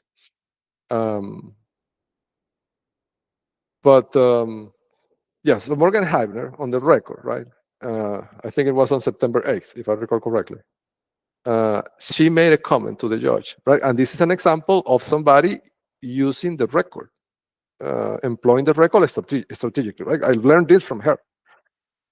She said to the judge, on the record, but she said it casually, right? Like, she said something like, we have to take measures to protect the child because, she made a comment saying that I was denying medical care to the child, something like that, right? And then she made a comment and she said, because this person has a deep distrust on the government, right? But I mean, that is just to plant on the record that I'm a person that is, to imply that I'm crazy, that I'm delusional, right? That everything that I'm saying is not like that. It's just that I have an illness. But you see, that's an example of a same level attack, right? Because she's coming with this comment in the context of a family dispute, right? And she's implanting this into the record, so it looks legit, right? So then when Phil Denning gets that document and sues me based on what it says in there, was going to paint the picture that I'm a person that is crazy and that it has a deep distrust of the government and wants to live off the grid and to paint me like somebody who lives in the woods or wants to live on the woods, right? Like the Yuma bomber. I think that, I don't know if I'm pronouncing that correctly, right? But he went and lived on the woods for, I don't know, decades, and then he did those things. But it's an example of a same level attack, right? So they're doing that via Morgan Heibner because in that scenario, she's portrayed as somebody at my level, right? Like she's doing this in a supposedly family dispute. It's not the same if Robert Mueller comes out and says that I have a deep distrust of the government, right? If he does that, I'm going to say, yes, of course. I mean, not the government of you, right? You are not the government. You were part of the government at some point, but I have a deep distrust on you, not on the government. Right? But it reads very differently if Morgan Heibner says that in a family court. Right? So that is a good example of a same level attack. Right. So, at this point, right, I would like to talk a little bit about this this thing I call ILL. Okay, and it stands for um, so well, I don't know. I have different ideas for them. I'm not set yet on exactly how I'm going to call it, right? But the concept on itself is basically, I'll talk more about the concept and the name, right? It's this combination of intelligence, law, and law enforcement. Right? That's where the ILL comes from. And it's a very dangerous combination. And this is what the network does to control the work hyper locally, right? On the ground, right? So the idea is they gather information using these foreign intelligence agents. Like, for example, a good example is intercepting the form for the form 1040, my tax return, before it even reached the IRS, right, in transit, using intelligence officers of other countries, right? Getting a copy, having it analyzed by somebody who dominates the legal, in this case, it would be the tax accountant, right, I imagine, right? And then understanding how they can weaponize it. And then triggering an action by an official instance, department, or institution that controls that area of society. In this case, the IRS. But you see, like, I mean, what they're doing is illegal, right? They're starting because they intercepted something that was a private communication that was meant to be from me to the IRS. They had no right to see that, right? But they saw it because they intercepted it, right? And if I made a mistake, they're going to weaponize it, or I don't know if they're going to do it now that it would prove that the informant has them completely compromised, right? I mean, it's not good even for them internally, right? I mean, how, with what face they're going to face their own agent when the target knows what they did before they even triggered it, right? I don't know. But that's an example, right? So using intelligence, gathering intelligence to either see weak spots and then trigger an action by an official instance, or using intelligence to fabricate evidence, right? Like you know, like, and I've mentioned multiple instances of this, right? Where they, I don't know, Oksana, right? Oksana, the Googler engineer, she was a coworker, right? She would send me these messages saying things kind of to create a false record that I did not pay taxes in New York, something like that. Like she was implying that my tax returns were wrong in New York. And this is just a way to fabricate potential evidence, right, that could then used by their lawyers in court or by actual institutions of the government that they influence somehow to trigger an action. So that's, you know, it's a dangerous combination, right? So the combination of foreign intelligence working in conjunction with people in the law professions, and I'm saying professions with plural because it's not only law, it's also other things like, you know, tax accountants, right? And working those two groups together, working with the people that control law and law enforcement, right? Like the police officers. Like, you know, if I don't know, you know, if somebody does something that, you know, might break a rule, right? And they go and they know, right, because they have the person under surveillance, then they will go and engage the police to have the person arrested, right? I'm not defending the crime, like, I'm this hypothetical situation, right? I don't know what the person did, or, you know, it's not the point. But the fact that the action was triggered by them intentionally to harm the person, to get them out of the way, it's problematic, right? I mean, if the person commits a crime and gets arrested organically, gets caught, right? That's, I mean, it is what it is, right? But if they are intentionally triggering that to get the person out of the way because it's inconvenient for them, or the person knows something that they don't want the person to say because they want to silence the person, I mean, it's problematic, right? Now, but I don't want to focus too much on the negative, right? I want to tell you also how I learned this and how I use it. Like, if you see, what I'm doing is an implementation of this as well. Why? And this is what I was saying at the beginning, right? Like, nobody saves themselves alone. Like, I could not do this if I didn't have the informants. Because what I do is similar. I mean, I'm not triggering any events that are criminal, right? But I'm getting information, intelligence from the informants. I know what they're planning. I know the meetings they're having. To give an idea of the level of how deeply we've been able to compromise them. I know that they had a meeting this week to talk about my keys. They were talking about that because my keys are color coded, and they're like children at this point. They had a meeting to talk about what is the color code in my keys, because I have the keys color coded and the fob keys are color coded, right? And they need to understand the colors to understand, how they could, what they need to steal to break into one of the houses. But to that point, like, I know the meetings that they're having, right? And I know, how desperate they are on the legal front, and I know that they're out of options, right? So that's why the shock tactics don't work, right? But I guess the thought is that is the only possible vaccine against what they're doing, right? Because otherwise, they would have, the situation would be different, right?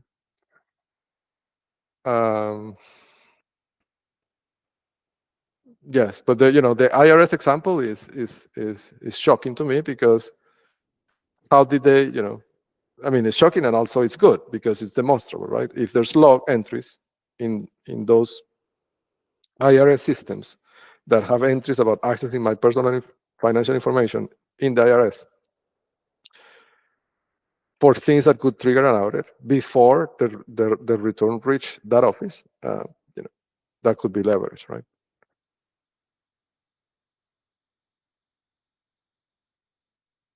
Yes. So the other point, the other thing I wanted to tell you, the informant asked me a question that was kind of funny.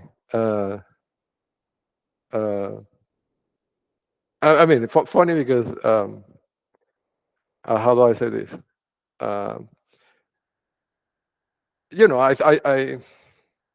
I see it as a transition, really, in my relationship with him. I feel like he's training me. Yes. So anyhow, the question he asked me, right? Well, it was on the thread of what triggered all this, right? When he told me that they were going to trigger something with the IRS to freeze my bank account.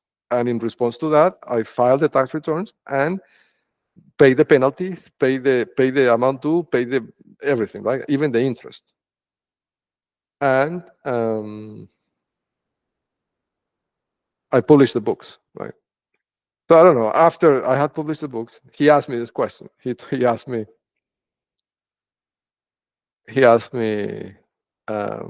Basically, he asked me how did I know that he was telling me the truth, right? Because he told me, yeah, how did I know that he wasn't telling me that to make me escalate my actions on the IRS against the network, including Diosdado Cabello, which is, his target, right? He's targeting Diosdado, right?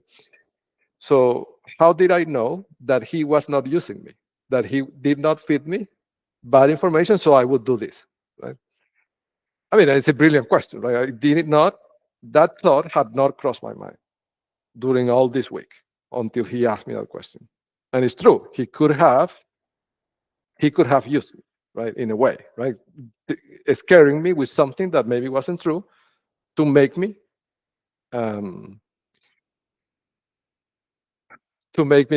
take an action, like, file things with the IRS to further his agenda.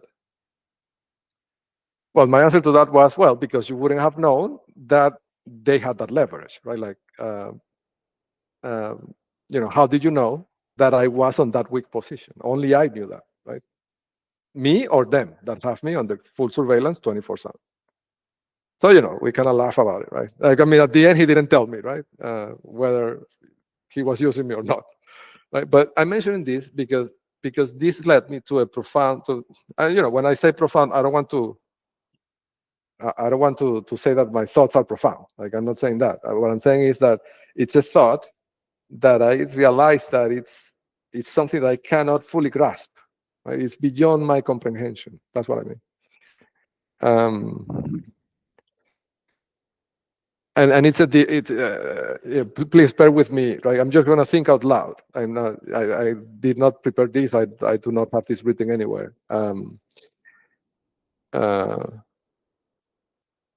But bear with me for a second. I'm going to just give you the train of thought, okay? So the train of thought is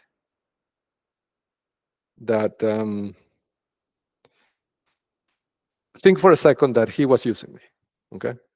That he told me that to trigger an action from my side to manipulate me into escalating my fight on the IRS side to harm financially the other. It could be. Imagine that, assume that that was the case, right? Well, it would be, and this is another thing that I told him, right? When in answer to his question, I said, well, but you would be also harming yourself. Because if your plan is to take over, I mean, he has never told me that he wants to take over, but I imagine, right? So I said, if your plan is to take over, whatever gets seized from him is something that you're not going to get. And then he laughed, right?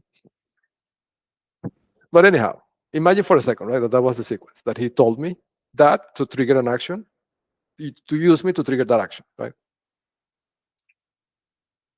In a way,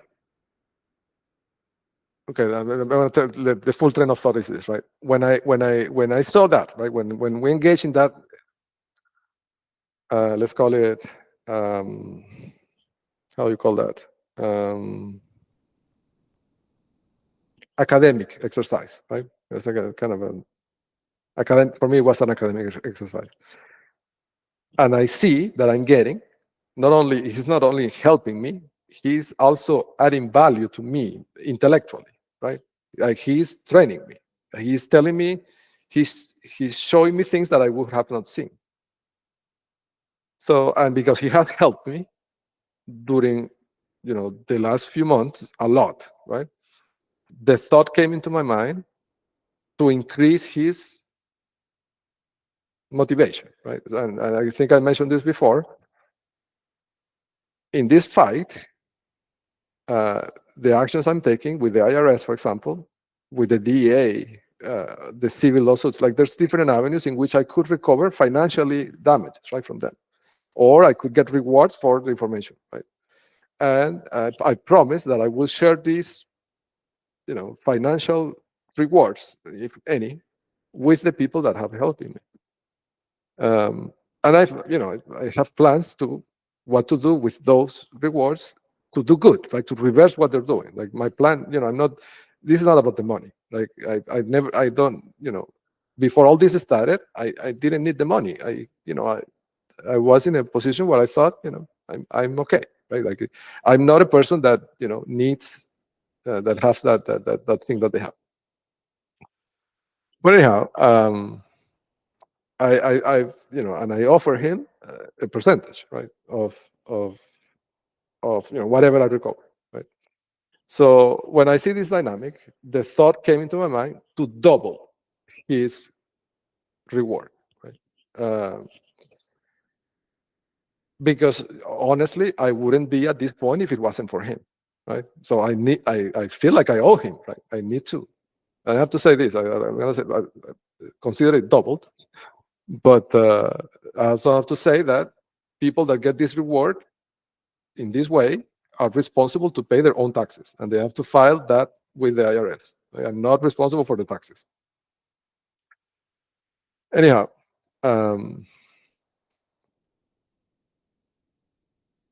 so that thought came into my mind, right? To double his reward.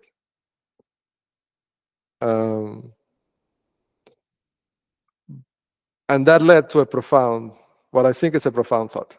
Okay. The thought was, when I had that thought, I thought, but wait a minute. I would be doing exactly what I've been accusing the bizarro state of doing. I mean, this would be rewarding somebody for their alignment rather than their merits. Right? That's the communist paradox that I describe in the book. If you, and I said in one of the demos, right? Imagine that you are Xi Jinping or Xi Jinping, I don't know how to pronounce it, and you successfully conquer the world this way, you paint the entire planet red. Because you've been rewarding people based on, how far they're willing to go into spying and committing all these crimes. The society decays over time, and you're going to end up controlling a world that it's unable to sustain itself. But so this is based on, that's why I call it the communist paradox, because it's rewarding people based not on merit, but based on alignment, right? So I thought, if I double the reward, I would be doing exactly this, right?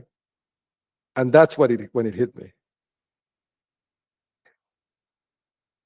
And this is the thing that I can't touch. I can't really comprehend this yet. Is that I think I need to revise my understanding of the communist paradox. Because it's I don't know, I cannot even articulate it, right? But I'm going to try to explain what I mean. If I reward him, right? If I double his reward, right? That he would eventually get from me if I succeed, right? If I don't succeed, he will get nothing. But if I succeed, he could be, he could get a lot, right?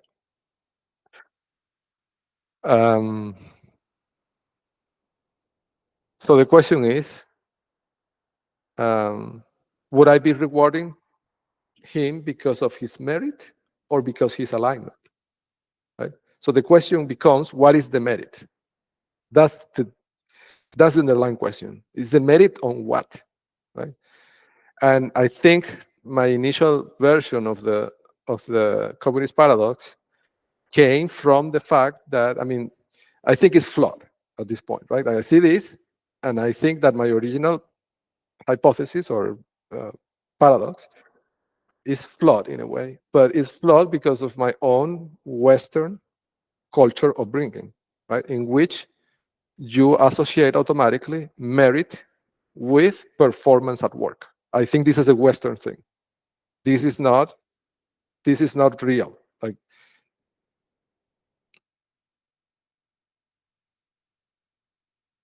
it's like him being a counter spy. That's his merit. Like, he's good at what he does. And the proof of that is that where I am in this position right now.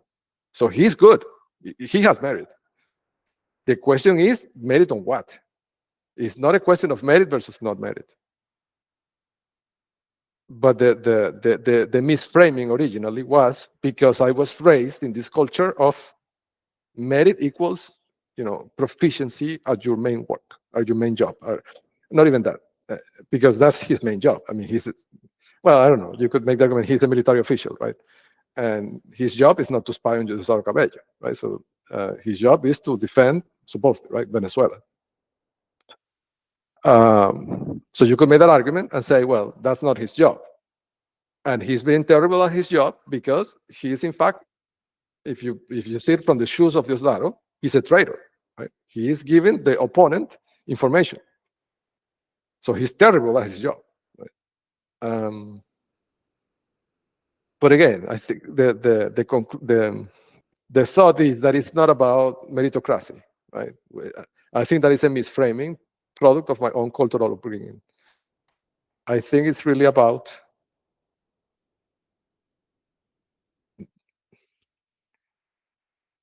what is the deepest, well, what is the merit on what, right? That's the question, right? That's I don't know. I feel like I can't really put my finger on it. But it's, yes, it's not a question of merit, really. Yes, I think that's it. It's the question of where the merit is. Yes, that's it. I have to think more about this, right? But I think it's a question about who the merits benefits. So, if you're going to reward somebody for their merit, right? The question is, who is benefiting from that merit? That's the true question. If it's the person benefiting themselves from the merit, if it's an external person like Diosdado Cabello benefiting from what he's doing directly, right? Or if it's the society benefiting from the merits, right? I think that's what makes the difference between, the bizarro state and the real societies. In real societies, if you are a productive member of society, whatever you produce should benefit everybody. And how successful, quote unquote, right? Whatever that means. In some cultures, successful means you have a big house and you have 5 cars, right? In some other cultures, successful means, you have, a big family. It could mean different things. But whatever it means, that metric of success should correlate in a meritocratic society, right? Right. Yeah, I understood. So what is meritocratic really is the society, right? Not the individual, right? Not the individual controlling the society. That's the difference.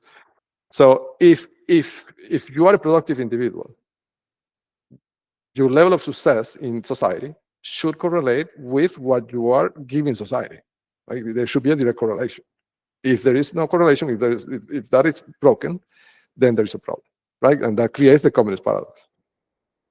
So I don't know. I have to think about this more and I have to revise it. But wanting to increase his reward made me realize that is not really about merit. It's more about, because he has merit. He's good. Right? He's very good. It's more about who that merit benefits, I think is the best way to put it at this point, right? But I have to think more about this.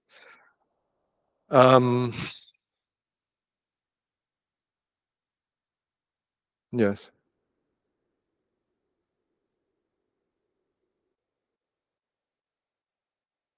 Yes. So yeah. So this, as I said before, I'm going to cut this session on the high level items only. And there's 2 more things I want to talk about. One is the TTP that I've seen, right? I describe it as take-out roads.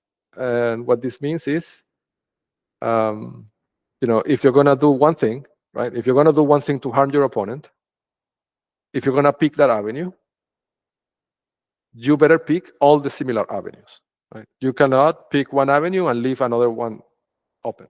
Right? And this is really a military tactic, right? It's not, I wouldn't say even intelligence, right? This is military. And they do this consistently, right? This is why that design of picking the 387th core, because think about it, right? Like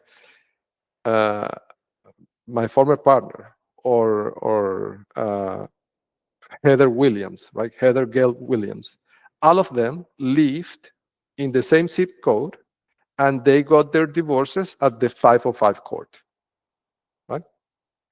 But my quote unquote divorce was routed through the 387. There's a reason for that. It's not random.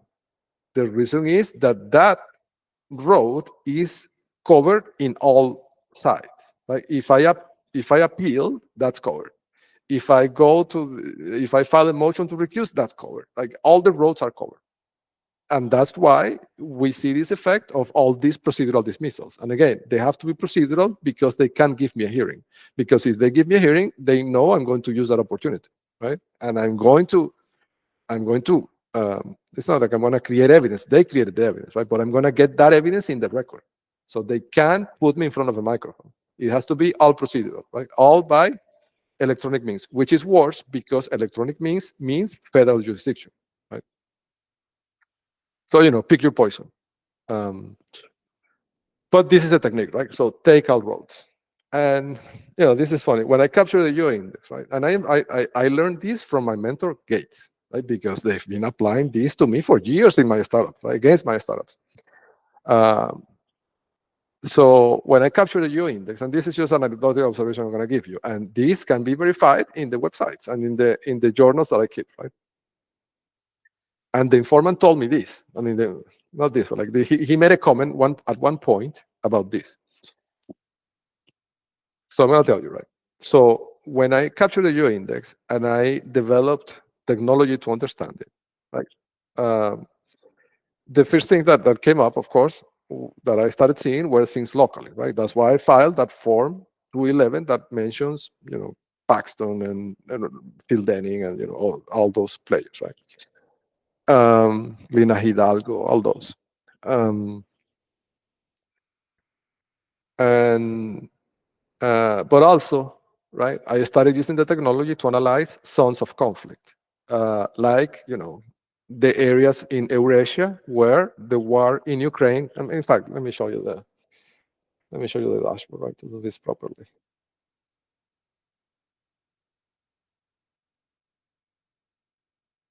Okay.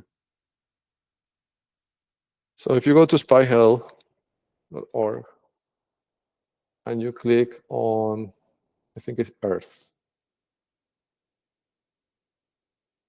it will open this dashboard.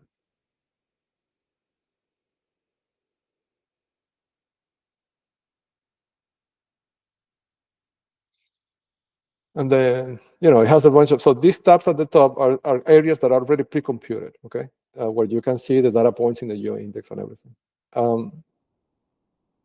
So there is one in here about, I think it's called Eurasia. So that's the part of Europe and Asia that are together. Let's see if I can find it.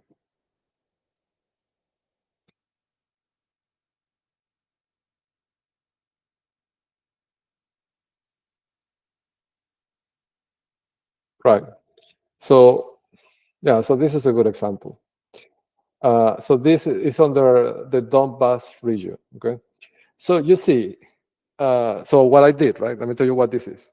I run the pipeline, analyzing the data points in the geo-index, and using this technology to find hubs, right, in areas of conflict. And these are the main hubs that were found, right? So I started analyzing this, and at the time I didn't have informants, but after I developed the informant, this topic came up, and we chatted about it, right? And he told me that when they saw that I did this, the network, when Diosdado Cabello and his team, when they saw that I did this, they thought that I was being directed by the Yankees, by they call them the Yankees, that I was being told what to say, right? Because they I have to give you more context on this, right? My tactic those days was to shut up. I did not say a word. Like, don't think that I've been creating these videos only for 6 months, but it's not like I developed these skills or this in 6 months. I've been quietly observing for years, but I've never said a word. And I think that if I had said a word before, I probably wouldn't be here, right? So I was observant. I didn't talk, but I created these dashboards, right? So they saw the dashboards and they thought that I was being directed because of what this shows. So let me tell you what this shows. This shows all the major roads leading to Ukraine being blocked by hubs of the network. So they put big hubs on top of the main roads that lead to Ukraine. So you can't leave the Ukraine without going through them. Imagine what that means, right? It means control over the logistics, over food supply, over imports, and this is not only on the conflict side of Ukraine, right? It is also on the Europe side of Ukraine. Like it's all around. Like they're surrounded by this hub. So this is an example of the Take All Roads TTP applied to a military operation. But you can see the same TTP applied to the 387 court. It doesn't matter to which court I go to, the road is blocked. Of course, I can also realize that the higher I go, there are fewer blocks, right? It's obvious because it's harder to compromise a system at a higher level. And this is a computer software engineering principle, right? It's always easier to compromise something at the lower level. Why is it harder to compromise at a higher level? Because, well, first of all, there's fewer players, right? As I mentioned before, it's a hierarchical, every society is a hierarchical system. So there's obviously fewer players at the top. So you have fewer possible people in the pool that you can compromise. It's also more expensive. Because, well, people at the top, I mean, if somebody, I don't know, if you want to compromise, let's put an example, right?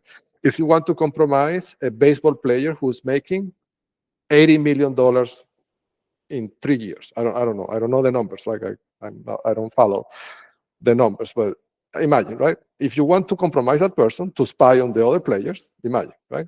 How much you're gonna have to pay? I mean, the person already making $80 million, you have to pay him at least that, right? To get him to work for you. So it's very expensive, right? To control one person to pay $80 million, right? But if you want to control an Uber driver that is making $3,000 a month, it's easy, right? You just have to pay them another $3,000 a month, right? So that's why, right?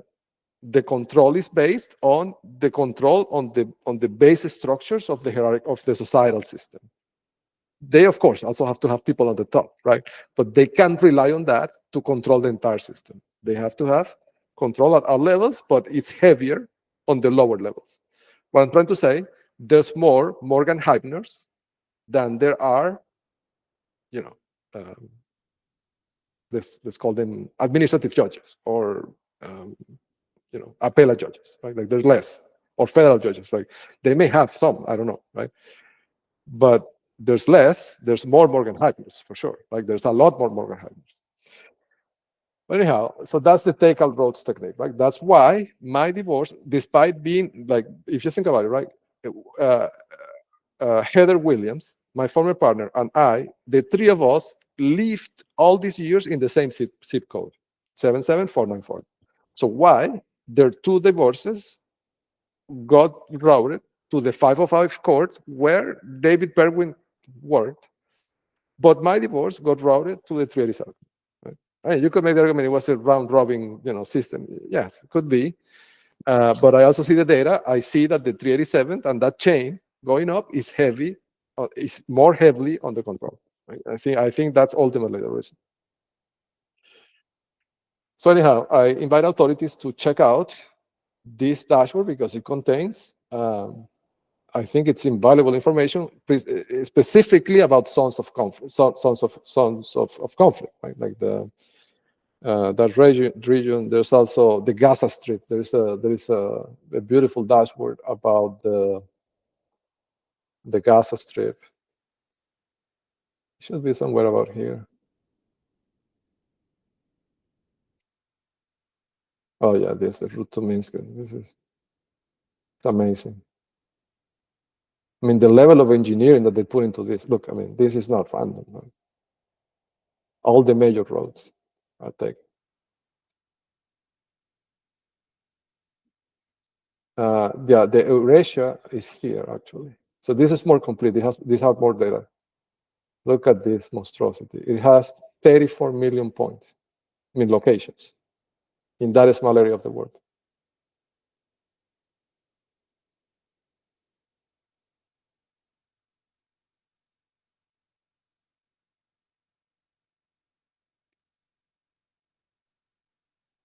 Wow.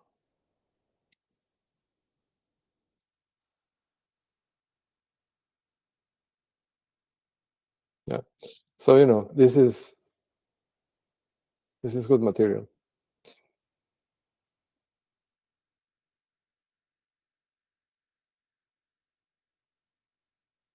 Oh, these are the pilots in.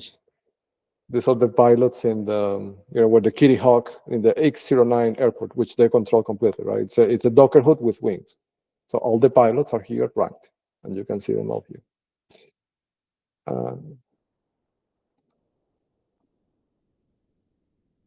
You can see Venezuela. You can see how Venezuela, you know, the key hubs are here.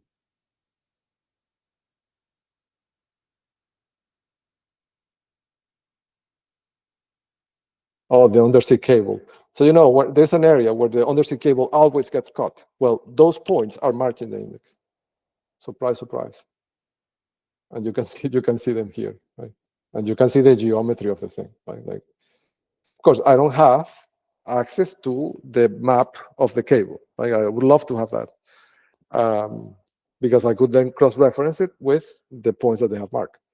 But I can tell, right, that it's There's design behind that.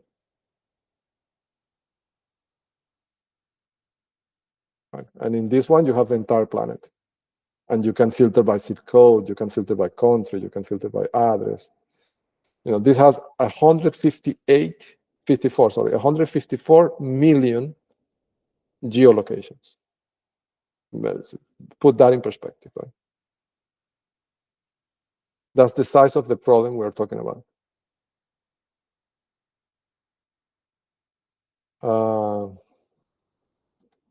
Okay. So to close this one, right?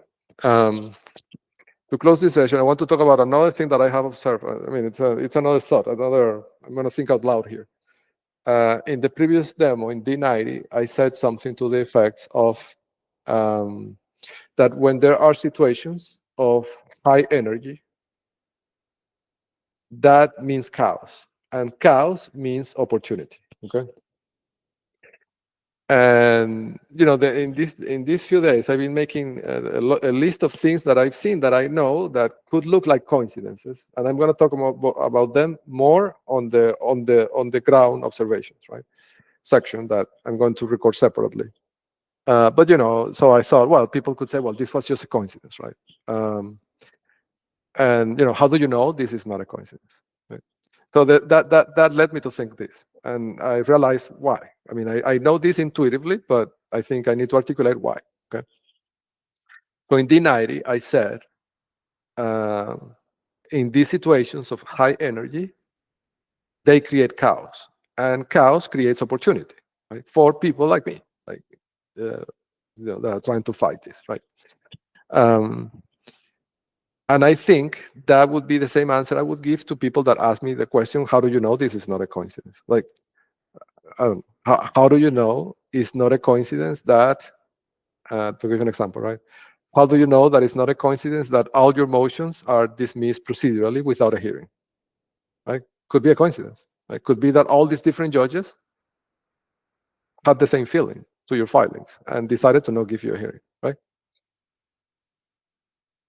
But the reason why I know it's not a coincidence is because of this thing that I'm going to say, right?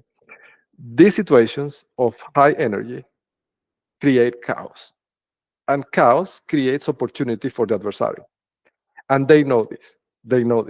And that's the reason why they can't let anything to chance in these situations of high energy, okay? Like, let me give you an example, right? Say that I file a Form 211, because remember, like, there's a reward. The IRS offers a reward. I don't know the number. I don't know. It's a certain percentage. Say that they seize $1 million in assets, $100,000 could be awarded to the whistleblower, right? Something like that. There's a percentage. Imagine, right, that I succeed at one of these forms, right, in one of these high value entities. It could lead to me getting immense resources, and then they won't be able to contain me, right? Because if I get more resources, it's going to be harder for them to fight me, right? So they can't take any chances, right? They can't leave anything to chance. Like, for example, who gets the Form 211, who reads it, who processes it. Like, all those things have to be controlled because it's a high energy situation. It's a situation that where there's so much energy, and in this case, in this example, it's money, right? But in other examples, it could be legal liability, right? There's energy in this, right? In this, these are high power moves that they're making, right? And therefore, they carry a high level of energy. And they can't, because of that, if there is a mistake, or if there is a coincidence in that situation of high energy, it could lead to a disaster of immense proportions. Let me give another example: the capture of the geo-index.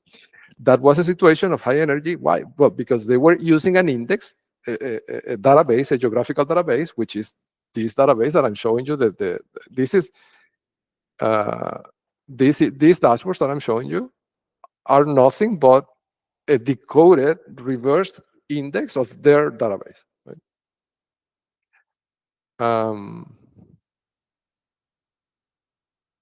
Right. So this is an example, right? So this house in Jeffrey Epstein Island is marked in the geo-index, right? And imagine the consequences of that. Like, who has been in that guest house? I don't know. But back to the conversation about energy, right? The capture of the geo-index was a high energy situation, or was the consequence of a high energy situation. Why? Well, because Diosdado Cabello, who is a high individual military figure known worldwide, for good or for bad, for whatever reason, but he's known worldwide, right? Like, he's a recognizable individual. He was using this database to, coordinate his agents to follow me very aggressively and to harass me while I was running 2 years ago in the streets, right? When I was running on the roads. And that situation is a high energy situation because of his status and the use of this database that has all this information of this network operating globally. And there was a coincidence. The coincidence that I could see, imagine all the coincidences that had to happen for me to get that data. First, they had to use it, right? In a way that was so evident to me that I could find it.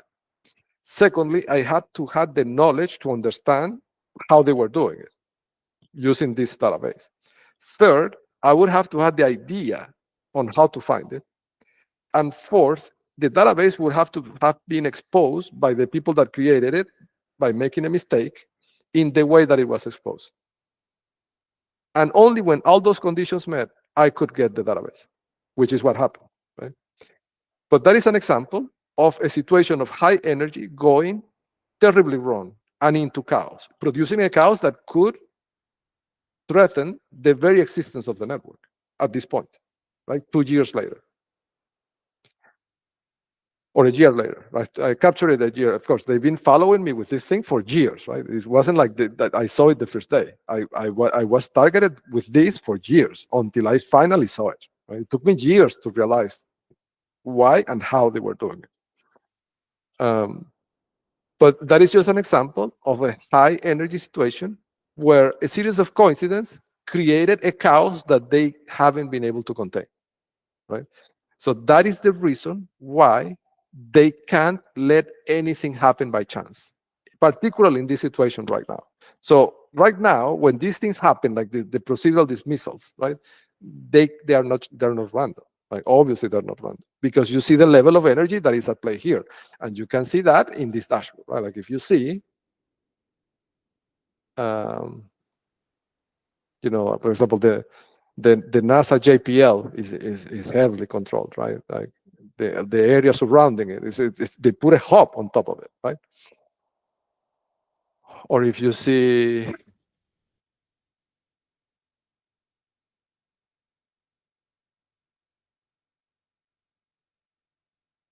Japan, right?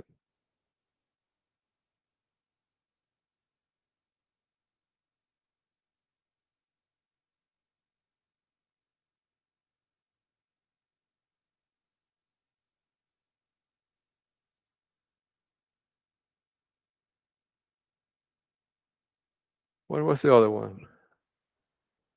Give me just a second.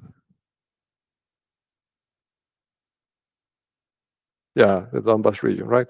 So this is a region that has been, involved in these conflicts for years, right?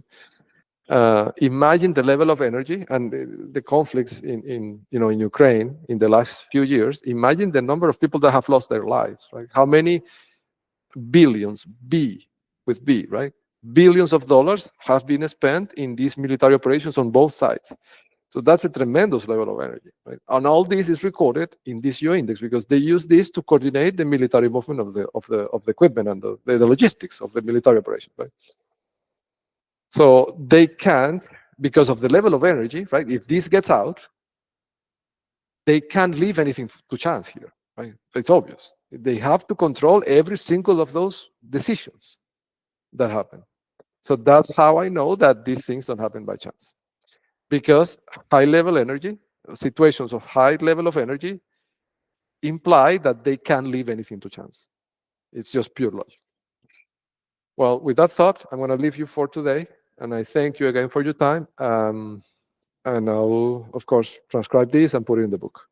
Thank you so much for your time, and I'll see you on the next one.